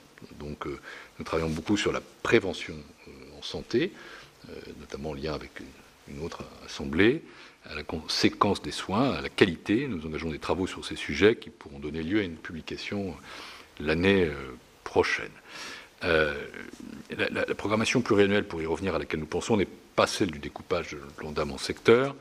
C'est une autre problématique que nous voulons signer, c'est celle du caractère très limité des éléments dont dispose le Parlement pour suivre dans la durée l'impact des différentes réformes engagées sur les dépenses de santé. L'annexe 7 du PLFSS fournit des éléments d'information à nos yeux limités, généralement d'ailleurs dans un cadre annuel, alors que nous savons que la pertinence de l'action sur les déterminants de dépenses de santé ne peut être analysée que dans une perspective pluriannuelle. Pour ce qui concerne votre question sur le FIR, nous avons en effet relevé les écarts très importants dans le montant de dotation par habitant, qui peuvent varier dans un rapport tout simplement du simple au double, voire plus. Moins de 721 € par habitant en Bretagne, Pays de Loire, Hauts-de-France compte plus de 1247 en Île-de-France ou dans les DOM. Il y a certainement là place à une prise en compte plus importante de cette problématique des disparités entre régions, et il faut agir dans un calendrier à fixer. Vous parlez de la transparence, c'est effectivement le sens de nos recommandations. Il faut donner plus de marge de manœuvre aux ARS, qui sont les mieux placés, plus que l'administration centrale, pour apprécier les besoins dans les territoires. Nous avons relevé que beaucoup de crédits délégués aux ARS dans le cadre des MIGAC sont en fait fléchés. Pour donner plus de marge de manœuvre aux ARS, la piste que nous proposons consisterait à faire basculer les enveloppes d'aide à la contractualisation dans le FIR. Ça suppose toutefois que chaque ARS, parce que tout n'est pas parfait, se mette en capacité de piloter un volume de concours plus important et de bien le piloter. Ça exige des capacités d'évaluation, des capacités de contrôle du bon usage des financements accordés. Enfin, vous parlez des gisements d'efficience. Votre question me permet de revenir sur un point important. Nos travaux d'instruction, dont ce rapport résume les constats, parce que en fait c'est une consolidation de très nombreux travaux de la 6e chambre, ne portent pas, notamment en matière d'assurance maladie, sur l'année 2020. Et donc, a fortiori, je l'ai dit dans mon introduction, ils ne portent pas sur la gestion de la crise sanitaire. Quand nous parlons de gisement d'efficience, ce que nous voulons dire, c'est que le système de santé, une fois sorti de la crise sanitaire, se retrouvera avec les mêmes problèmes que nous connaissions avant la crise. La Cour et bien d'autres les ont identifiés de longue date, ce qui a conduit à également identifier les multiples gisements d'efficience qui peuvent exister. Parmi les actions nécessaires, ce rapport, comme celui de l'an dernier, fait des propositions précises et souligne entre autres exemples la nécessité de réduire le coût des produits sanitaires, notamment en agissant sur les prix des produits les plus anciens, de réduire les surcoûts de dialyse, un sujet sur lequel la Cour a également travaillé, de responsabiliser davantage les assurés et les médecins prescripteurs d'arrêt de travail, de rationaliser l'organisation des transports sanitaires, d'accélérer, et on les retrouve, autour des GHT, la coopération hospitalière, mais nous sommes arrêtés sur le sujet avec le président Morin. Voilà quelques-unes des pistes que nous soulignons, et encore une fois, la crise sanitaire n'efface pas les problèmes préexistants, les aggrave plutôt. Avant de passer la parole à notre collègue René-Paul Savary sur la vieillesse, moi je voulais aborder un sujet qui est celui de, vous avez parlé du coût des produits de santé, mais la place de l'innovation dans les projections que l'on peut faire, parce que c'est un rapport que l'on avait fait au Sénat avec Véronique Guillotin et Yves Daudigny sur l'accès précoce aux médicaments innovants. C'est un réel sujet, et on voit bien que le fait que le budget soit annualisé ne permet pas d'anticiper parfois les coûts d'innovation. On a l'impression qu'il y a un ralentissement parfois dans les décisions faites pour des raisons purement budgétaires. Est-ce que vous avez travaillé sur ce sujet d'anticipation du coût à venir de l'innovation? Je pense notamment en oncologie ou dans d'autres pathologies. Denis ? Nous n'avons pas travaillé sur le sujet à ce stade, mais effectivement, je sais que le HCAM travaille sur ce point, donc nous aurons sûrement l'occasion d'apporter aussi une contribution à cette réflexion, tout en notant quand même que, au moins si je prends l'exemple du dernier traitement innovant, qui est par exemple le traitement contre l'hépatite C, je me souviens parfaitement du sujet, on n'avait pas eu de difficulté à l'inclure dans la mécanique d'ensemble de l'ONDAM et de la régulation du système des médicaments et des dispositifs médicaux. Il y aura probablement plus de difficultés sur d'autres types de traitements innovants extrêmement coûteux, mais en principe l'État est outillé pour aborder ces sujets, notamment avec le CEPS et avec tous les dispositifs touchant à la liste en sus qui permettent de financer ces molécules, pour autant que évidemment les concours arrivent aux établissements hospitaliers au-delà de la tarification T2A. Mais enfin, c'est un point qui est tout à fait fondamental, pas seulement d'ailleurs sur les médicaments, sur beaucoup d'autres sujets, l'innovation en général en santé, et sur lequel on sera sûrement amené, après les travaux du HCAM, à intervenir également. René-Paul Savary. Merci. Question effectivement sur les régimes de retraite. Vous avez une courbe dans vos documents qui montre bien que les différentes réformes, que ce soit les mesures d'âge, la revalorisation des pensions sur l'inflation, non pas les salaires, etc., arrivent quand même à faire que jusqu'à présent, les retraites représentaient 13,8% environ du PIB, et là, il va y avoir une dégradation. Quelle préconisation faites-vous pour essayer d'appliquer ce que vous avez formulé, Monsieur le Premier Président, à savoir qu'il va falloir prendre des mesures pour corriger la trajectoire. Or, hier soir, à l'audition d'Olivier Véran, on a bien entendu surtout aucune mesure. Ça risquerait d'être en contradiction avec le plan de relance. Et pour l'instant, on fait une dérive assumée des comptes sociaux avec la crise, mais on ne prend pas de mesures correctrices. Alors, est-ce que vous avez quelque chose à préconiser? Deuxième question, si vous permettez, c'est sur les minima sociaux. C'est vrai qu'il y a des disparités de régimes, hein, le MICO pour les régimes salariés, le MICA pour, de mémoire, ça devait être pour les régimes fonctionnaires, le PRM pour les agricoles. Qu'est-ce que vous préconisez pour qu'on essaye d'harmoniser un petit peu plus? Parce que jusqu'à présent, on a beaucoup travaillé là-dessus, mais c'est depuis 2012 que l'on dit qu'il faut harmoniser tout ça. Alors, est-ce que vous avez là aussi quelques idées supplémentaires pour gagner un petit peu de temps et faire en sorte qu'on arrive à harmoniser un certain nombre de dispositifs, parce qu'on voit bien la complexité changement de mode de calcul vers un système universel en points par rapport aux annuités, par rapport aux 6 derniers mois pour ce qui concerne les régimes des fonctionnaires. Donc, est-ce qu'il ne serait pas temps de proposer des choses, si vous avez des idées dans ce domaine-là? Merci de nous en faire part. Et puis, un dernier point, en ce qui concerne également l'information des retraités, et on voit bien qu'ils n'ont pas tous l'information nécessaire et qu'ils ne font pas appel aux différents dispositifs existants. On l'avait vu avec les retraites agricoles, notamment, où ils ne faisaient pas appel à l'ASPA, par exemple.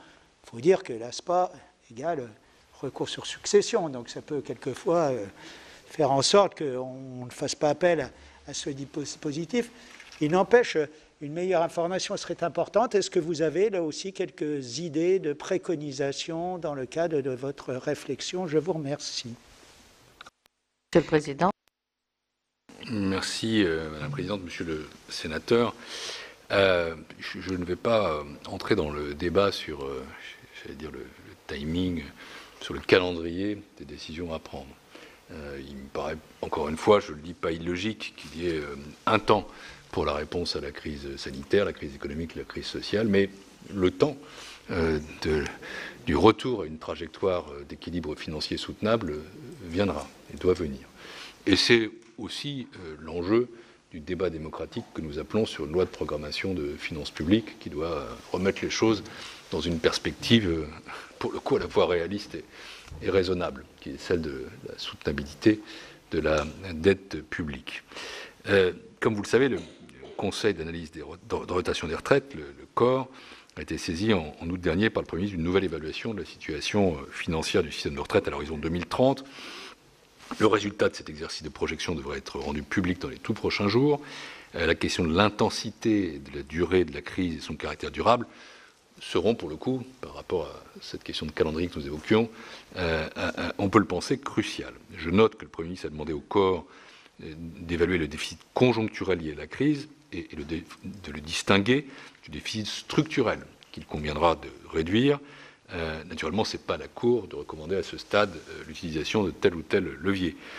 Dans le chapitre 3 du rapport que nous avons présenté ce matin, nous avons analysé les impacts relatifs toutefois des différents leviers, mesures d'âge et durée, bien sûr. Nous avons aussi souligné l'importance des règles d'indexation utilisées dans le calcul des retraites. L'an dernier, nous avions fait remarquer que les dispositifs de départ anticipé pouvaient être resserrés sans que ça nuise à l'équité d'ensemble. Dans le chapitre que nous avons consacré cette année à l'analyse rétrospective de la dépense d'assurance vieillesse, nous avons noté que les efforts ont été plutôt mal répartis, malgré certains dispositifs spécifiques, carrière longue, pénibilité, réduction du nombre d'heures pour valider un trimestre. Ce sont les personnes au salaire les plus bas et hors de l'emploi pour lesquelles les mesures générales d'âge ou de durée de cotisation ont eu le plus d'impact. Et la Cour pense que cet enseignement-là devrait être pris en compte pour l'avenir. Ça rejoint l'exigence de solidarité et d'équité dans l'effort que je développais dans mon propos liminaire. Concernant les disparités et sur la réforme des retraites, vous comprendrez la grande difficulté pour moi de vous apporter la réponse que pourtant vous souhaitez, parce que la Cour n'a pas l'habitude, mais je pense que c'est sage, de commenter les réformes lorsqu'elles sont encore en cours de discussion. Pour le coup, vous êtes des hommes et des femmes politiques, je l'ai été. Il y a tant de paramètres qui conduisent à la décision de mettre à l'agenda une réforme qu'il n'est pas pertinent pour la Cour de se prononcer. S'agissant des disparités entre les régimes, nous avons fait une communication à l'Assemblée nationale en juillet 2019 sur les régimes spéciaux de la RATP, de la SNCF, des industries électriques et gazières, qui soulignait que, quelles que soient les options retenues dans le futur en matière de système de retraite, la nécessité de rechercher 3 objectifs. 1, une accélération de l'alignement avec les règles de la fonction publique, lesquelles sont appelées à se rapprocher du régime général. 2, une transparence accrue des financements. Et 3, une meilleure efficience de la gestion des caisses de retraite. En 2016, la Cour avait également rendu un rapport sur la retraite des fonctionnaires, où elle mettait en avant différents leviers d'évolution de manière particulièrement détaillée. Cette année, dans le rapport que nous vous présentons ce matin, sur un sujet certes plus circonscrit, qui est celui des minima de pension. Nous rappelons que la règle d'écrêtement qui s'applique selon la loi au minimum de pension des fonctionnaires n'est pas appliquée, semble-t-il, pour des raisons informatiques. Il y a une rupture d'égalité qui doit être corrigée rapidement. C'est le sens d'une de nos recommandations très explicite. Et puis, disons-le, tout de même, nous pensons qu'effectivement, un système universel, nous ne nous prononçons pas sur lequel et quand, est de nature à corriger certaines des disparités que nous constatons en matière de minima de retraite. Et qu'à défaut d'avoir un tel système, il faut procéder rapidement aux harmonisations qui permettent de corriger ces disparités que vous soulignez et que la Cour relève également. Pour ce qui concerne les MICO non calculés, il est effectivement de la responsabilité des caisses concernées, la direction de la sécurité sociale, de régler enfin cette question rapidement. Nous formons le vœu que notre recommandation puisse avoir là un effet utile. Ça doit être une priorité de gestion pour les caisses afin qu'elles y mettent les moyens nécessaires. Pour ce qui est de l'information des assurés, je me félicite que nos analyses rejoignent en tout point vos préoccupations et votre propre regard sur ce sujet, qui n'est rien d'autre que celui de l'accès effectif de nos concitoyens à leurs droits sociaux. Donc, je n'ai rien à ajouter à ce que vous pensez et dites, puisque nous le partageons intégralement.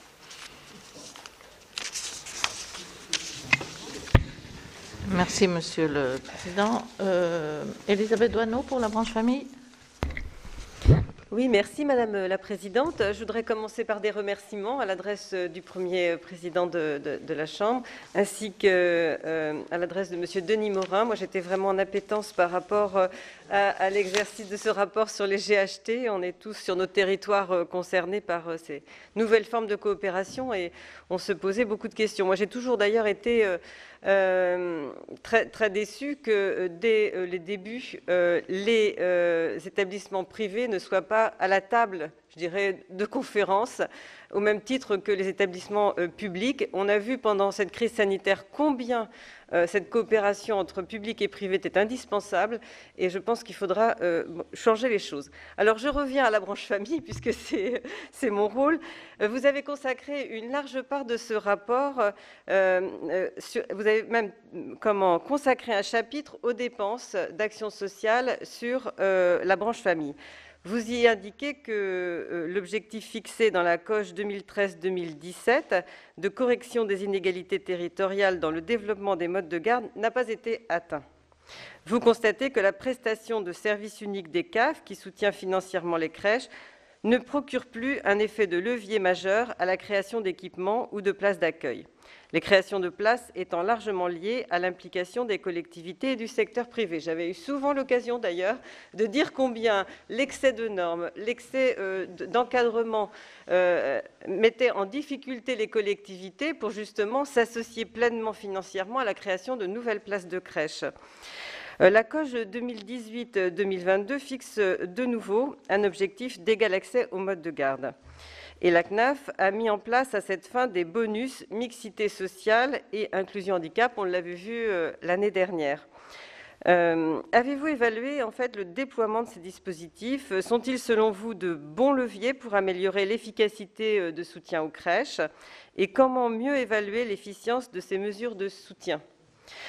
Ma deuxième question porte sur le manque de régulation de l'offre d'accueil du jeune enfant sur le territoire, avec des risques de concurrence entre structures. Parce que s'il y a manque parfois de place, il y a aussi, dans d'autres lieux, concurrence entre structures. Vous indiquez en effet que le reste à charge des familles varie selon qu'une crèche est financée par la PSU ou par la PAGE. D'ailleurs, c'est toujours des prestations qui sont peu et mal appréhendées par le grand public, il faut le dire. Il faudra peut-être remettre ça, en tout cas, sur le tapis pour simplifier les choses. Vous proposez de mieux coordonner l'installation des structures d'accueil sur le territoire. Pourriez-vous nous dire comment cela pourrait s'organiser? Parce que tous, nous avons été élus locaux et nous avons tous eu ce type de difficulté. Comment mieux coordonner l'installation des structures d'accueil? Pourriez-vous, en outre, faudrait-il, selon vous, simplifier ces financements en unifiant, par exemple, les modes de financement des places par la branche famille, quel que soit le type de structure? Merci. Merci. On va répondre sur la famille et puis La réponse sur les GHT se fera lorsque le président Milon aura posé ses questions.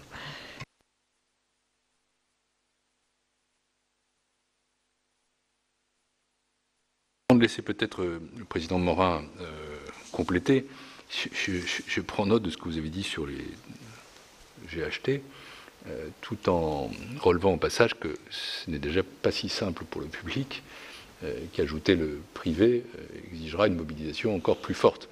Mais néanmoins, en logique, votre remarque est absolument pertinente. Sur l'action sociale en faveur des familles, je rappelle ces objectifs, c'est d'intégrer la baisse de la natalité, de mieux cerner les besoins des ménages dans les territoires, de mieux contractualiser entre les acteurs, de mieux articuler ce qui résulte des prestations légales et ce qui résulte des prestations extralégales. Nous n'avons pas encore évalué les dernières réformes qui ont été menées à la CNAF. Les modalités de financement de l'offre d'accueil des jeunes enfants viennent d'être rénovées, avec pour objectif d'encourager la création de places et de réduire les écarts de financement entre crèches. C'est une évolution qui était nécessaire, mais il est encore trop tôt pour en connaître tous les impacts sur la création de places. Le contrat enfance-jeunesse, qui donne lieu au versement de la prestation de services enfance-jeunesse, était un outil, vieillissant, qui générait une très forte hétérogénéité de financement. À partir de 2020, il est remplacé par de nouvelles conventions territoriales globales signées entre la CAF et les collectivités partenaires, avec un bonus territoire qui vise notamment à réduire les écarts de financement entre crèches et à soutenir les collectivités les moins riches. Une enveloppe destinée à la petite enfance est prévue en 2022 à hauteur de 769 millions d'euros, ce qui implique par exemple qu'une crèche pourrait être financée en complément de la PSU par le bonus territoire et, s'il remplit les conditions, par les bonus mixité sociale et inclusion handicap, donc des outils de flexibilité en quelque sorte. Et enfin, un forfait pour le développement des nouvelles offres de services est également prévu. Peut-être, Denis, tu veux ajouter quelque chose? Voilà nos éléments de réponse à vos questions. Merci, Monsieur le Premier Président. Alain Milon, pour les GHT. Uniquement. Merci. D'autres questions également, Président? Non, il n'y aura pas beaucoup de questions, il y a beaucoup de constats. Merci, Monsieur le Premier Président, et merci à la Cour pour l'ensemble des rapports que vous avez pu nous faire dans le cadre des 6 années que je viens de passer à la présidence de cette commission. Et merci pour ce rapport sur les GHT. J'aimerais, avant de vous parler de ça, vous dire que, redevenant sénateur de base dans le cadre de la commission, je me sens beaucoup plus libre qu'en étant président. Et donc, je vais avoir des paroles qui ne sont plus celles d'un président, mais qui sont celles d'un sénateur de base de la commission des affaires sociales. Ce qui me permet de vous dire donc le constat que vous avez fait sur les GHT, Monsieur Morin, est particulièrement intéressant, surtout quand vous dites que finalement, la plupart des GHT sont construits autour d'établissements supports que vous nommez fragiles. S'ils sont fragiles, permettez-moi de le dire, mais c'est un avis personnel, c'est probablement dû à l'hyperadministration qui a été mise en place durant des années au niveau des hôpitaux, et aussi à l'orthodoxie financière qui a été mise en place pour ces hôpitaux, en leur demandant de moins dépenser, en demandant de dépenser par rapport à T2A, c'est-à-dire ces activités rentables et pas faire le reste, et en leur demandant aussi d'accueillir des populations qui n'avaient peut-être pas obligatoirement les moyens de financer les actes auxquels ils avaient besoin. Cette orthodoxie financière a mis en danger l'existence même des hôpitaux. On le voit bien actuellement, et j'ai le sentiment très net que l'urgence sanitaire a bon dos actuellement, mais qu'en fait l'urgence sanitaire n'est que le reflet d'une insuffisance d'offres de soins publics consécutives justement à des restrictions budgétaires de plus en plus fortes depuis des dizaines d'années maintenant, bien évidemment. Alors, quand je lis votre synthèse, vous dites que les missions principales des GHT, c'est l'efficacité d'offres de soins, la rationalisation des modes de gestion.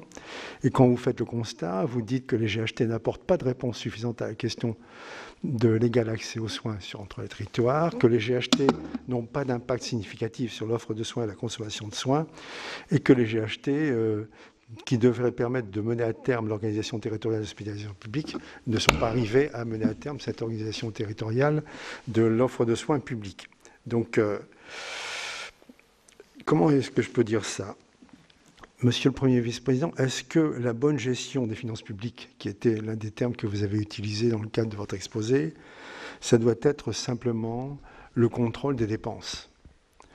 Est-ce qu'il ne peut pas y avoir des propositions pour essayer de faire en sorte qu'on continue de contrôler les dépenses, et en particulier, vous avez parlé des actes redondants, les fraudes, etc., mais également peut-être aussi essayer de trouver un nouveau système de recettes supplémentaires pour permettre à l'ensemble de la population d'avoir un accès à tous les soins, y compris les soins innovants. Ce n'est pas une question, c'est juste une observation. Je ne suis pas sûr d'ailleurs que ce que je dis là entraînera l'accord de l'ensemble de mes collègues, mais enfin, j'ai le sentiment très net actuellement qu'on ne peut pas s'empêcher de considérer que le système de soins français, tel qu'il avait été conçu à la suite de la Deuxième Guerre mondiale, ce système de soins français était probablement au niveau du système l'un des meilleurs du monde. Et je souhaite que ce système puisse continuer, mais pour ça, il faudra certainement, Monsieur le Premier vice-président, trouver ou nous aider à trouver de nouvelles recettes, et pas uniquement à avoir des restrictions dans les dépenses. J'ai deux petites questions à vous poser quand même maintenant. Votre enquête conclut donc à une absence de phénomène de concentration excessive de l'activité des GHT au profit de l'établissement support. Et vous affirmez même dans votre étude que ces GHT ont un effet centrifuge qui fait donc que les activités d'établissement support vont plus vers les établissements qui sont autour de l'établissement support.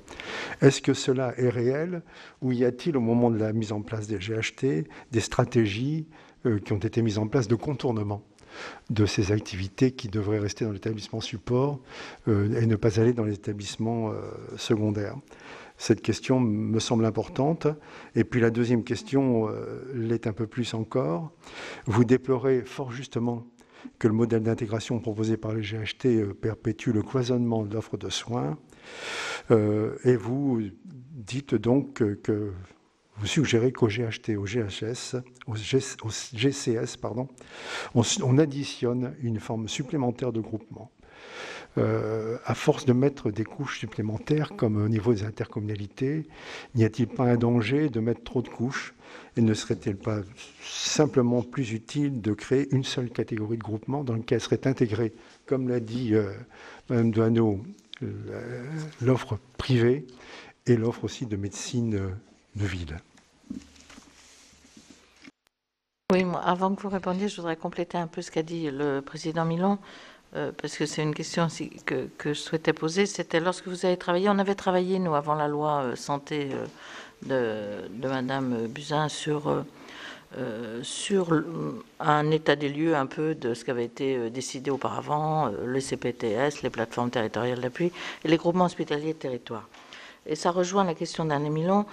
Comment vous voyez l'établissement du lien, justement, entre les GHT, qui sont restés quand même des groupements des hôpitaux publics du territoire, essentiellement sur la mutualisation de moyens et sans aller sur une vision de l'offre de soins territoriale, les communautés professionnelles territoriales de santé, et où là, il y a la médecine de ville, et les établissements privés. Ça rejoint un peu cette forme un peu unique qui pourrait être celle à l'échelon d'un territoire et populationnel de la régulation de l'offre de soins. Avant de laisser Denis Morin répondre aux questions sur les GHT, je vais peut-être répondre à la question préalable, en quelque sorte, du président Milon, en disant que la liberté fondée sur l'expérience permet d'avoir ensuite une parole redoutable, mais d'autant plus précieuse. Et donc, nous continuerons ce dialogue entre nous dans ces nouvelles conditions, et votre parole sera écoutée et entendue. Pour le dire différemment, j'essaie d'avoir une parole libre, bien qu'étant encore en fonction de Premier président, et même pour quelques années, puisque c'est une prise en charge assez récente de ma part. Il est clair que s'agissant de la réflexion sur les finances publiques, et là j'élargis un peu le propos, pardonnez-moi, nous entrons dans une période nouvelle qui implique incontestablement un changement de paradigme. Nous avons vécu, par exemple, c'est la réponse à la crise financière de 2008, avec un régime qui a été au contraire le durcissement des règles. Je l'ai connu comme commissaire européen pendant quelques années, avec la fixation du two-pack et du six-pack, avec le traité de stabilité, de croissance. Mais tout ça est non pas derrière nous, parce qu'on a toujours besoin de règles de finances publiques, mais on va vivre durablement avec un régime de finances publiques qui n'a rien à voir avec celui que nous avons connu ces dernières années. Nous ne retrouverons pas, la Cour l'a établi dans son rapport sur les perspectives et les situations des finances publiques en juin, un niveau de dette publique comparable à ce qui existait avant la crise, avant les années 2030. Et encore, il y a plusieurs trajectoires de finances publiques qui peuvent aller vers une dégradation durable du niveau de l'endettement. Nous ne retrouverons pas un niveau de déficit inférieur à 3% du PIB, probablement avant 3 ou 4 années. Et quand nous regardons le PLF pour 2021, nous voyons que nous restons sur des 5,7 ou des chiffres de cette donnée-là. Et nous avons mis en place, face à la crise, des dépenses absolument massives, que ce soit au niveau national ou au niveau européen. Et ce qui fait que la définition que j'essaye de donner de la Cour des comptes dans ce contexte, c'est qu'elle doit être sérieuse. Oui, la bonne gestion des deniers publics, c'est notre raison d'être. Et on a besoin, dans le débat public, d'une institution comme la nôtre, qui est là précisément pour rappeler, en effet, que chaque citoyen a droit à une information étayée, un jugement sur le service public. Je souhaite que la Cour évolue vers plus d'évaluation de politique publique, vers davantage d'accompagnement de la décision publique. J'ai lancé tout un chantier de réflexion sur l'avenir des juridictions financières, la Cour et aussi les collectivités, les chambres régionales des comptes. Mais je crois que dans ce contexte-là, il faut que la Cour soit sérieuse. On ne va pas attendre qu'elle soit laxiste ou fantaisiste, mais pas qu'elle soit père Fouettard. Et pour nous, toute dépense publique n'est pas un ennemi. Nous ne devons pas être basés uniquement sur des critères, ou sur des normes, ou sur des principes qui sont des principes rigides. C'est la raison pour laquelle je crois en effet qu'il faut se tourner vers deux notions que j'ai évoquées dans mon propos liminaire.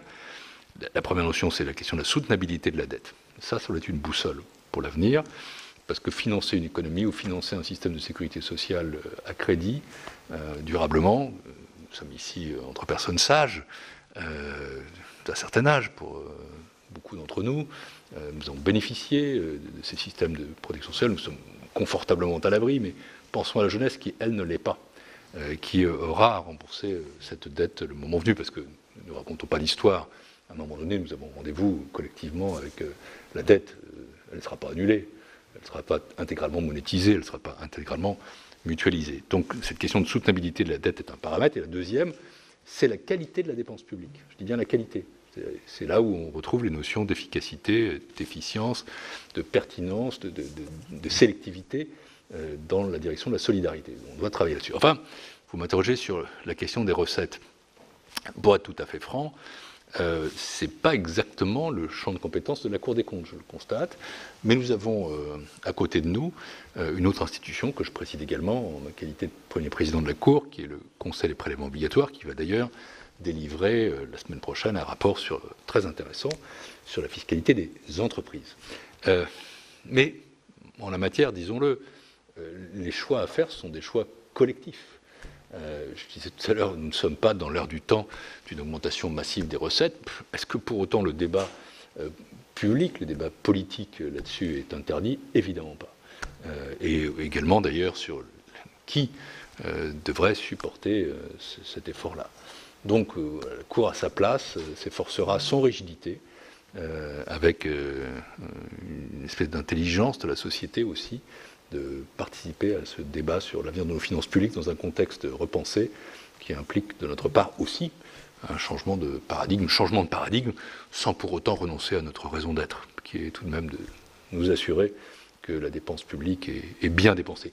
On dépense beaucoup en ce moment, et je le dis, c'est pas illégitime, mais plus on dépense, mieux on doit dépenser.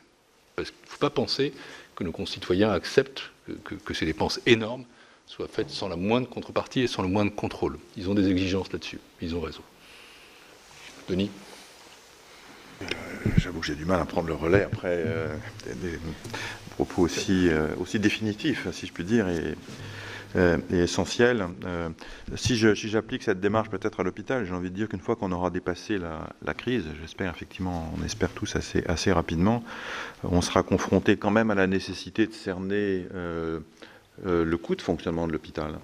Et peut-être que les juridictions financières qui contrôlent aujourd'hui à la fois l'hôpital public et les cliniques privées pourront apporter un certain nombre d'éléments intéressants à cet égard. Nous commençons nos contrôles et voyons déjà un certain nombre de choses. Deuxième question, sur le terrain de l'efficience, peut-être que nous pourrons aussi éclairer le débat qui est de savoir si on ne demande pas à l'hôpital trop de choses.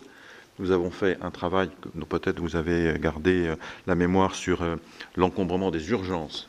Je ne dirais pas que c'était un travail prémonitoire qui annonçait la crise des urgences, mais nous avons en tout cas montré les timides progrès qui ont été accomplis en 5 ans, puisque nous avions déjà abordé ce sujet 5 ans avant, mais en même temps, la poursuite de la progression accélérée de la fréquentation des urgences, qui est quand même aujourd'hui un des points d'entrée majeurs de l'hôpital et qui est évidemment engorgé, parce que troisième point, et là encore sur le terrain de l'efficience, il faut quand même bien reconnaître que la médecine de ville, c'est quand même très fortement désengagé de la prise en compte d'un certain nombre de contraintes, en particulier de la permanence des soins, et que le sujet des déserts médicaux n'est toujours pas traité. Et quand on est dans un territoire où il y a des déserts médicaux, eh bien la seule solution souvent c'est de pousser la porte de l'hôpital. Donc c'est pas forcément pour répondre au président Milan, mais en tout cas pour appliquer peut-être au sujet plus restreint de l'hôpital un certain nombre de points, le coût, l'efficience et par conséquent aussi les relations ville-hôpital. Sur les GHT, je crois quand même qu'on a identifié effectivement un effet centrifuge dans 4 cas sur 10, mais un effet quand même de concentration sur l'établissement support dans 6 cas sur 10. Bon. Donc, ça veut dire que le schéma n'est pas complètement univoque, il est plus partagé. Probablement d'ailleurs, la concentration sur les établissements support, en particulier dans les territoires où il n'y a pas suffisamment de professionnels de santé ou qui sont dans une situation démographique difficile, s'explique par la situation de la démographie. Il est probablement plus facile de bénéficier de professionnels de santé en nombre suffisant, notamment pour faire fonctionner des services lorsqu'il y a des normes à respecter, dans tel établissement support, centre de GHT, qu'à la périphérie pour des raisons évidentes. Donc ça, c'est un premier point. Donc on donne plutôt une vision plus équilibrée. Il n'y a pas d'effet de concentration systématique sur l'établissement support, mais les choses sont plus réparties. Deuxième observation, même si on n'aborde pas complètement ce sujet dans le rapport, mais vous posez la question, je ne suis pas certain d'être en capacité d'apporter une réponse. Mon sentiment, c'est qu'il faut probablement faire progresser l'organisation de l'offre publique.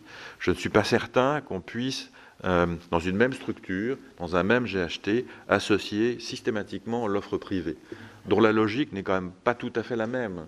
On a, pour ce qui est du fonctionnement des établissements privés, aujourd'hui, souvent des stratégies de groupes, de grands groupes capitalistiques, dont beaucoup sont d'ailleurs cotés, qui finalement n'ont pas grand-chose à voir avec les logiques territoriales et de prise en charge de contraintes de services publics qui sont celles du secteur public. C'est d'ailleurs pour ça qu'il y a un secteur public hospitalier.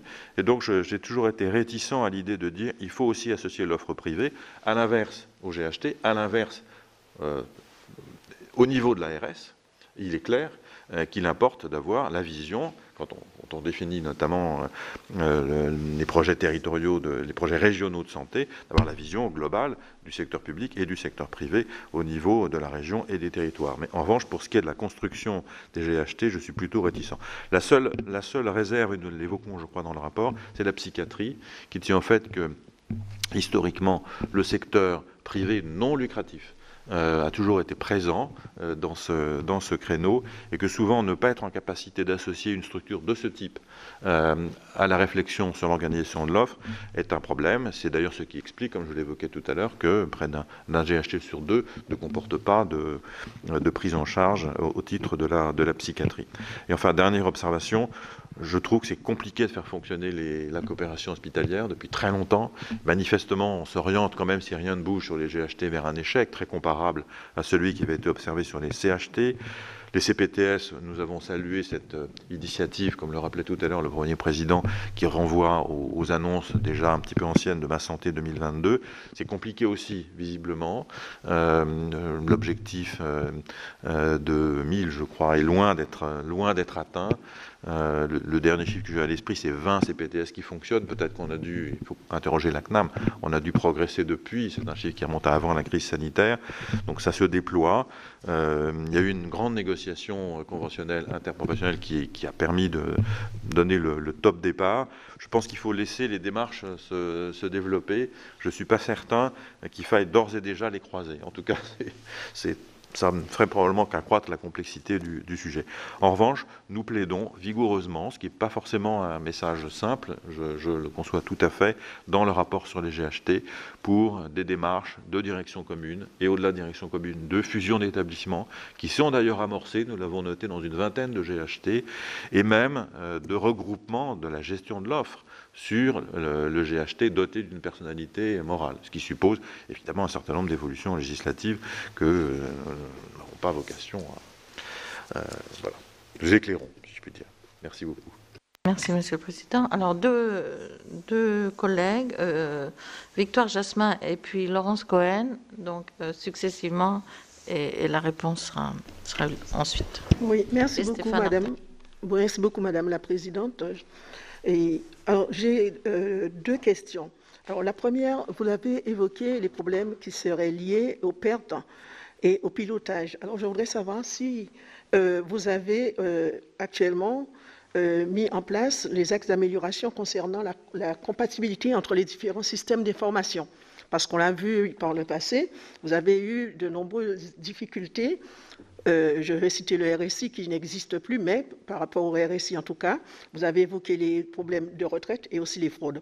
Certains de ces problèmes étaient liés aux difficultés que vous aviez concernant la compatibilité de l'ensemble des systèmes d'information de vos services et avec des conséquences quand même graves et que vous connaissez. Donc je voudrais savoir. Alors ça c'est la première question. La deuxième question, vous avez parlé également des recettes. Alors là, vous avez des difficultés, qu'il faudrait trouver des recettes. Mais je crois aussi qu'il faudrait qu'il y ait une véritable politique de prévention et intensifier la prévention aujourd'hui. Parce que vous avez parlé de changer de paradigme, c'est vrai qu'il y a une certaine prévention qui se fait. Mais on doit beaucoup plus que jamais prendre en compte ces difficultés-là parce qu'en fait, avec la situation sanitaire que nous connaissons, nous avons vu apparaître une nouvelle forme d'essai précipité, je dirais, parce qu'il y a des personnes qui, normalement, avec une espérance de vie telle que nous la connaissons de notre système, devraient pouvoir vivre plus longtemps.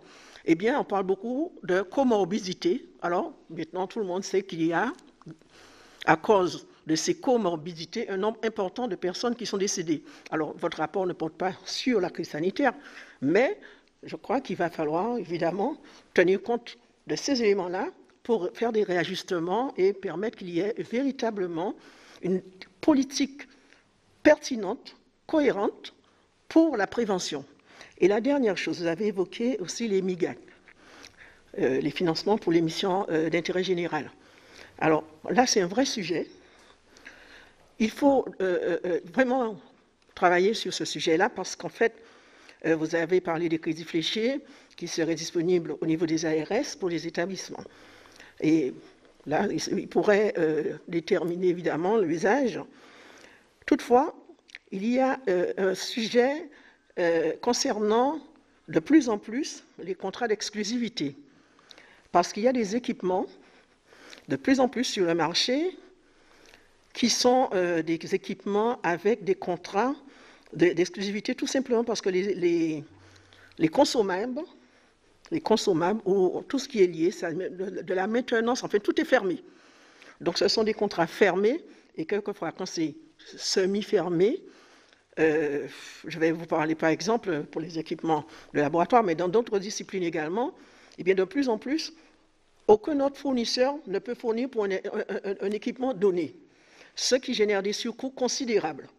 Donc là aussi, les semi-GAG, c'est bien de les avoir.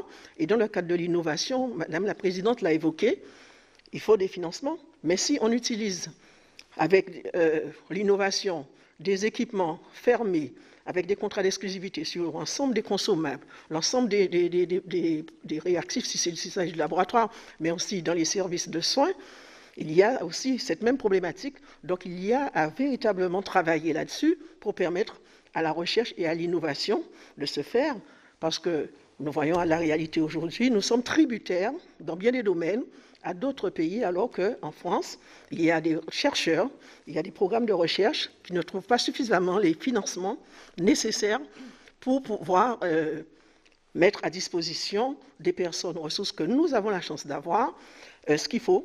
Et ce serait vraiment dommage qu'on ne puisse pas travailler davantage pour une concurrence, une concurrence de qualité, de pertinence et d'efficience. Je vous remercie. Merci, Madame Cohen. Oui, merci. Je suis là, je suis un peu cachée. Merci, Madame la Présidente. Merci pour vos exposés. Moi, j'aimerais quand même avoir beaucoup plus d'éléments sur ce que vous avez dit en disant qu'il est absolument nécessaire que la sécurité sociale prenne des mesures après effectivement les dépenses qui ont été faites pour faire face à la pandémie, prennent des mesures structurelles parce qu'il faut arrêter de creuser la dette. Mais, Monsieur le Premier Président, moi je suis un peu interloquée, voire choquée, par cette analyse, parce que nous vivons un système de santé, et notamment au travers de l'hôpital, mais pas que, qui souffre, et on a les démonstrations à l'appui, de décennies d'économie. Et que ce sont des mesures à court terme qui sont draconiennes pour le présent et pour l'avenir. Si on ne prend en compte que la question de la pandémie en disant, bon, cette fois-ci, OK, l'Ondam explose, mais on va reprendre les choses en main après, c'est une catastrophe. Parce qu'aujourd'hui, il manque des lits d'hospitalisation. Aujourd'hui, il manque des professionnels et il faut donc ouvrir des lits, il faut embaucher, il faut former et ça coûte de l'argent. Donc je ne partage pas votre analyse disant plus on dépense, plus on appelle à la dépense. En matière de santé, il me semble que notre première obligation, notre première priorité, c'est de répondre aux besoins en santé. On voit ici, par exemple, que toujours au travers de cette crise de la Covid, il y a eu des déprogrammations d'opérations. Et nous avons eu des échos ici, parce que nous sommes nombreux à participer à la commission d'enquête. Nous avons eu des témoignages nombreux de professionnels qui nous disent que ça a un coût. Ça a un coût humain, bien évidemment, pour les personnes qui n'ont pas été suivies, mais ça va avoir un coût pour la sécurité sociale. Donc, je trouve que votre rapport n'anticipe absolument pas les choses. Il se place uniquement sur résorber la dette. Ça ne me semble pas être une bonne idée. Deuxième point, je suis étonnée. Alors évidemment, un rapport ne chasse pas l'autre. Nous avons eu le rapport l'an dernier de la Cour des comptes qui, parmi les recommandations, et vous ne les reprenez pas vous-même, et j'aimerais bien avoir des explications à ce sujet, donnait la piste des 90 milliards de niches, et notamment, dont 66 milliards, si mes souvenirs sont bons, d'exonération de cotisations patronales. Donc ça, c'est une piste de refinancement de la sécurité sociale, alors que finalement, dans votre rapport, vous affirmez que il faudrait réaliser des économies et à terme ne plus alourdir la dette sociale, quitte à faire payer un peu plus les patients. Ça ne me semble pas être une recommandation qui corresponde à ce qu'on attend d'un système de santé. Enfin, j'aimerais avoir peut-être un peu plus d'éléments sur les GHT. Parce qu'en fait, vous dites tout haut ce que finalement peu de responsables politiques ont assumé, à savoir que la création des GHT, c'était essentiellement pour faire des économies. Or là, vous l'affirmez dans votre rapport, et en même temps, vous dites que les effets escomptés ne sont pas au rendez-vous. Donc là encore, c'est un élément, me semble-t-il, d'analyse important pour ne pas être seulement guidé. Bien sûr qu'il faut des dépenses qui soient justifiées, mais je ne vois pas qui ne les justifie pas.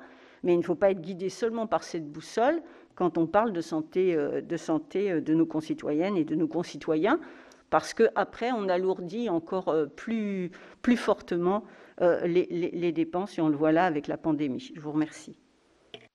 Bien, nous allons continuer avec Stéphane Artano, et ensuite Michel Meunier, et ensuite les réponses. Merci Madame la Présidente. J'aimerais revenir au chapitre 11 du rapport annuel d'application sur les lois de financement de la sécurité sociale concernant le réseau des URSSAF. Évidemment, c'est un rapport sur l'application des lois qui ont été votées. Il n'empêche qu'on peut quand même se projeter peut-être par rapport à une actualité contemporaine. Vous notez notamment dans ce chapitre un élargissement continu des missions des URSSAF en pointant du doigt quand même qu'il y a un certain nombre de chantiers qui sont inaboutis, avec un certain nombre de challenges, et notamment celui de l'extension du périmètre de la collecte. Je crois qu'aujourd'hui, les URSSAF, c'est quasiment 75% des prélèvements sociaux obligatoires, avec notamment dans la loi de finances 2020 un certain nombre d'extensions de collecte pour cette entité. Dans le cadre de la réforme de la santé au travail, qui devrait arriver dans les mois qui viennent, Charlotte Lecoq, notre collègue députée, a préconisé une fusion des cotisations, de la cotisation nationale accident du travail avec les cotisations au service de santé au travail pour n'en faire qu'une seule. Et a préconisé que ce soit les URSSAF qui soient en charge du recouvrement de cette cotisation unique. Nous avons eu l'occasion avec Pascal Gruny, ma co-rapporteure, de pouvoir échanger avec le secrétaire d'État à la santé au travail hier après-midi sur ce sujet.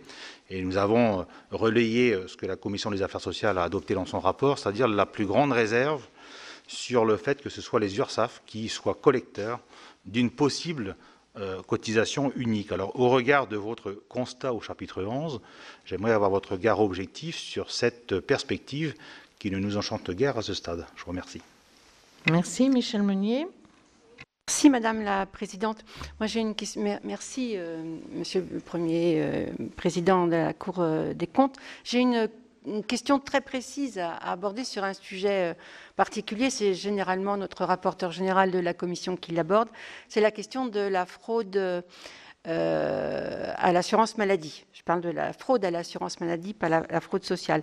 Vous avez, en septembre dernier, remis un rapport sur ces questions et qui est passé, qui n'a pas forcément été repris et qui, quand même, représente une somme estimée autour de 230 millions d'euros.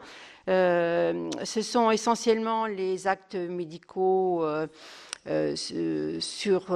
cotés ou mal cotés, les actes médicaux et paramédicaux, les séjours dans les établissements, les prestations fictives, les surfacturations.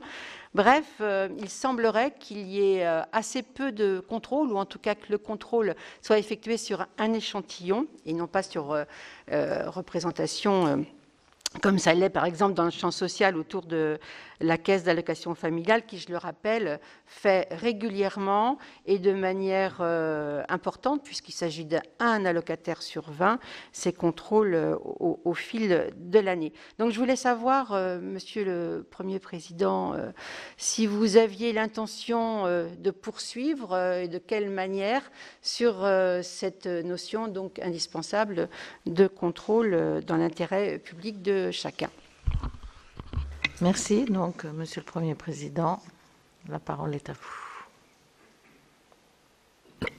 Merci. Je laisserai peut-être le Président Morin répondre aux questions très précises de Madame Jasmin. Je vais commencer par répondre à celle de la sénatrice Laurence Cohen, qui pose une série de questions politiques tout à fait décisives, auxquelles il ne nous appartient pas de répondre. Encore une fois, nous sommes à notre place, nous ne sommes pas ni l'exécutif ni le législatif. Mais tout de même, ce qu'il faut noter, c'est qu'en effet, je crois qu'il faut partir des besoins. Ça, c'est clair, et ça paraît absolument légitime.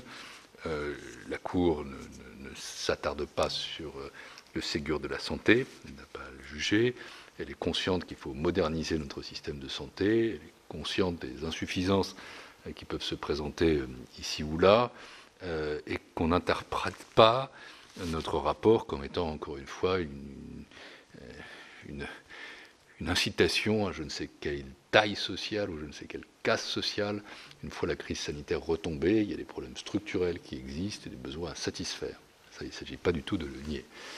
Après, une fois que nous avons dit ça, notre rôle à nous, c'est bien d'inciter à ce que ces besoins soient satisfaits, oui, mais au meilleur coût. Car si nous ne le faisons pas, à un moment donné, la dette se vengera. Et la dette sera un butoir au financement des services publics. À ce moment-là, il ne restera que le choix entre un modèle américain, un modèle libéral qui n'est peut-être pas celui que vous préférez spontanément, ou bien une baisse du panier de soins à travers des remboursements massifs. Et donc, je pense qu'il n'y a pas de contradiction entre satisfaire les besoins et contrôler les coûts. Observons qu'il y a sans doute des marges. Et comment le démontrer ? Par le fait que le poids des dépenses de santé en France est supérieur à ce qui existe dans d'autres pays européens. Les économies des dernières années ont plutôt cherché à maîtriser les coûts, notamment à travers les rentes de situation. Je pense qu'il faut aller vers des mesures extrêmement structurelles qui, encore une fois, si on lit notre rapport, visent à préserver la qualité de soins, à renforcer la solidarité et à mieux gérer les organismes de sécurité sociale. Ce sont des pistes qui sont à creuser, encore une fois, pas de manière contradictoire aux besoins. Enfin, vous avez évoqué la question des niches et des exonérations. On n'est plus, chère madame, à 90 milliards, on est à 108 milliards. Et ça, effectivement, de la même façon que la question des recettes a été soulignée par votre collègue Alain Milon, ce sont des sujets qui sont tout à fait légitimes. Pour ce qui concerne les niches et les exos, nous pouvons contribuer à notre place à évaluer tout cela. Mais ensuite, le débat va vers vous, vers les responsables politiques que nous ne sommes pas, ou que j'ai été, que je ne suis plus aujourd'hui. Mais bon, si je devais résumer mon message, c'est pas nier les besoins, c'est les satisfaire. Mais c'est les satisfaire au meilleur coût. Parce que sinon, à un moment donné, la dette publique devient l'ennemi du service public. Quand on est trop endetté, le jour où la charge d'intérêt s'alourdit à nouveau, le jour où le crédit du pays s'affaiblit, à ce moment-là, 1 euro consacré au remboursement de la dette est 1 euro en moins pour ce que nous avons à faire pour l'hôpital, mais aussi pour la justice, pour la sécurité, pour l'éducation, pour toutes les grandes fonctions collectives auxquelles nos concitoyens sont attachés. Il faut aussi constater que la part socialisée de nos dépenses de santé est supérieure à 75%, que le reste à charge pour les ménages est de 5%, et que c'est le plus faible d'Europe. Donc il n'y a pas que des ressources budgétaires sur lesquelles on peut réfléchir. Donc vous voyez, je pense qu'il y a quelque chose de plus global à penser. Notre rapport, et c'est normal, parce que c'est notre fonction, s'attache sur, en effet, le retour à une maîtrise raisonnable de la dépense, mais il y a d'autres dimensions que nous saurions nier, qui vous appartiennent, vous qui êtes la représentation nationale avec le gouvernement. Pour ce qui est de la fraude à l'assurance maladie, en effet, il y a un rapport de septembre dernier qui a bien situé 230 millions d'euros. La CNAM n'évalue pas, à l'inverse de la CNAF, et pourtant, il faut bien évaluer, contrôler, prévenir et sanctionner. Donc ça, ce sont des recommandations que la Cour fait. Pour ce qui concerne le chapitre du RALFS consacré au réseau des URSSAF, nous préconisons un élargissement des missions des URSSAF avec absorption de la collecte Agirc-Arco. Et ce que nous souhaitons, c'est qu'on continue à aller vers un réseau social de collecte unique. Ça, c'est une démarche qui est engagée, dont nous considérons, n'est-ce pas, Monsieur le Président Morin, qu'elle est bonne. Et je vais peut-être vous laisser enfin répondre aux questions de Madame Victoire Jasmin. Avec votre autorisation, Madame la Présidente, sur les sujets de prévention, effectivement, que Madame Jasmin a souligné dans une de ses questions. Comme l'a dit le Premier Président, nous travaillerons beaucoup sur ce sujet en 2021, puisque nous aurons en fait deux contributions importantes. L'une sur la prévention en santé publique à la demande du CEC de l'Assemblée nationale, mais nous sommes évidemment à disposition de la Commission des affaires sociales du Sénat si elle souhaite organiser telle ou telle audition sur ce sujet. Le deuxième sujet a déjà donné lieu à un contact avec certains sénateurs, notamment M. Bonne, membre de votre commission. C'est le sujet de la prévention de la dépendance sur lequel nous faisons, qui est un sujet majeur. sur lequel nous faisons également une évaluation de politique publique. Je pense qu'il sera intéressant, le moment venu, de croiser nos regards, et je me tiens là aussi avec les équipes de la 6e Chambre, évidemment à disposition de la Commission pour tout travail en commun et toute audition que vous pourriez souhaiter dans le courant de l'année qui vient. Sur la façon dont les établissements hospitaliers peuvent être soumis à des relations de dépendance par rapport à tel ou tel fournisseur, j'ai un peu le sentiment en répondant donc à cette question également soulevée par Mme Jasmin, j'ai un peu le sentiment que les démarches qui ont été engagées, notamment à travers le programme phare, qui se déploie depuis maintenant 7-8 ans dans l'ensemble des établissements hospitaliers de ce pays, est aussi de nature à mutualiser les achats et par conséquent à permettre aux établissements qui sont membres de groupements ou qui sont engagés dans ces démarches de mutualisation, qu'on retrouve d'ailleurs dans certains GHT, de contourner ces difficultés que vous soulignez à juste titre, et par conséquent d'obtenir dans de très nombreux cas des conditions financières beaucoup plus favorables.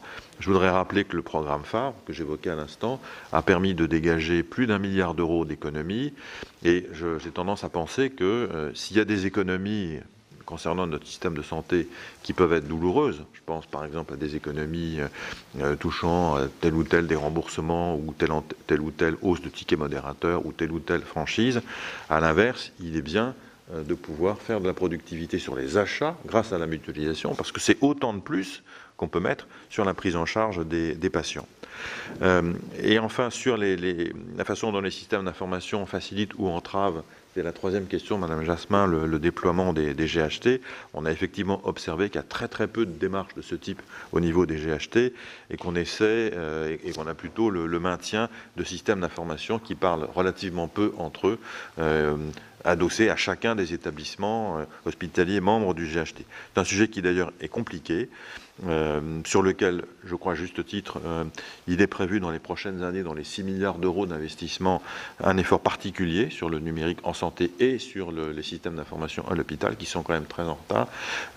C'est depuis très peu qu'au sein même de la PHP, qui est quand même le navire amiral de notre système de santé, tout patient hospitalisé dans l'ensemble de la PHP, quel que soit l'établissement dans lequel il est hospitalisé, a un numéro d'identification unique. Auparavant, quand il passait d'un établissement à l'autre, jusqu'à il y a peu, il fallait refaire toute la démarche et toute l'immatriculation du patient, ce qui était évidemment beaucoup plus compliqué. Donc il y a des enjeux qui sont très lourds, sur lesquels l'hôpital est à l'évidence très en retard et qui pourront bénéficier de moyens complémentaires dans le cadre des programmes annoncés par le gouvernement. Merci beaucoup, Madame la Présidente. Merci beaucoup. Donc, merci Monsieur le Premier Président et Monsieur le Président de la 6e Chambre pour ces échanges de ce matin. Il me reste simplement une petite formalité, c'est de demander à la Commission l'autorisation de publier l'enquête de la Cour sur les GHT, qui sera précédée d'un avant-propos d'Alain Milon, rapporteur. S'il n'y a pas d'opposition, il en est ainsi décidé. Je vous remercie et je laisse la séance et bon après-midi. Voilà pour cette audition de Pierre Moscovici. Le président de la Cour des comptes a été auditionné dans le cadre de la loi de financement de la sécurité sociale pour 2021. Un texte qui sera examiné au Sénat à partir de début novembre. On en reparlera bien évidemment sur Public Sénat. Restez avec nous, l'information politique et parlementaire continue sur notre antenne.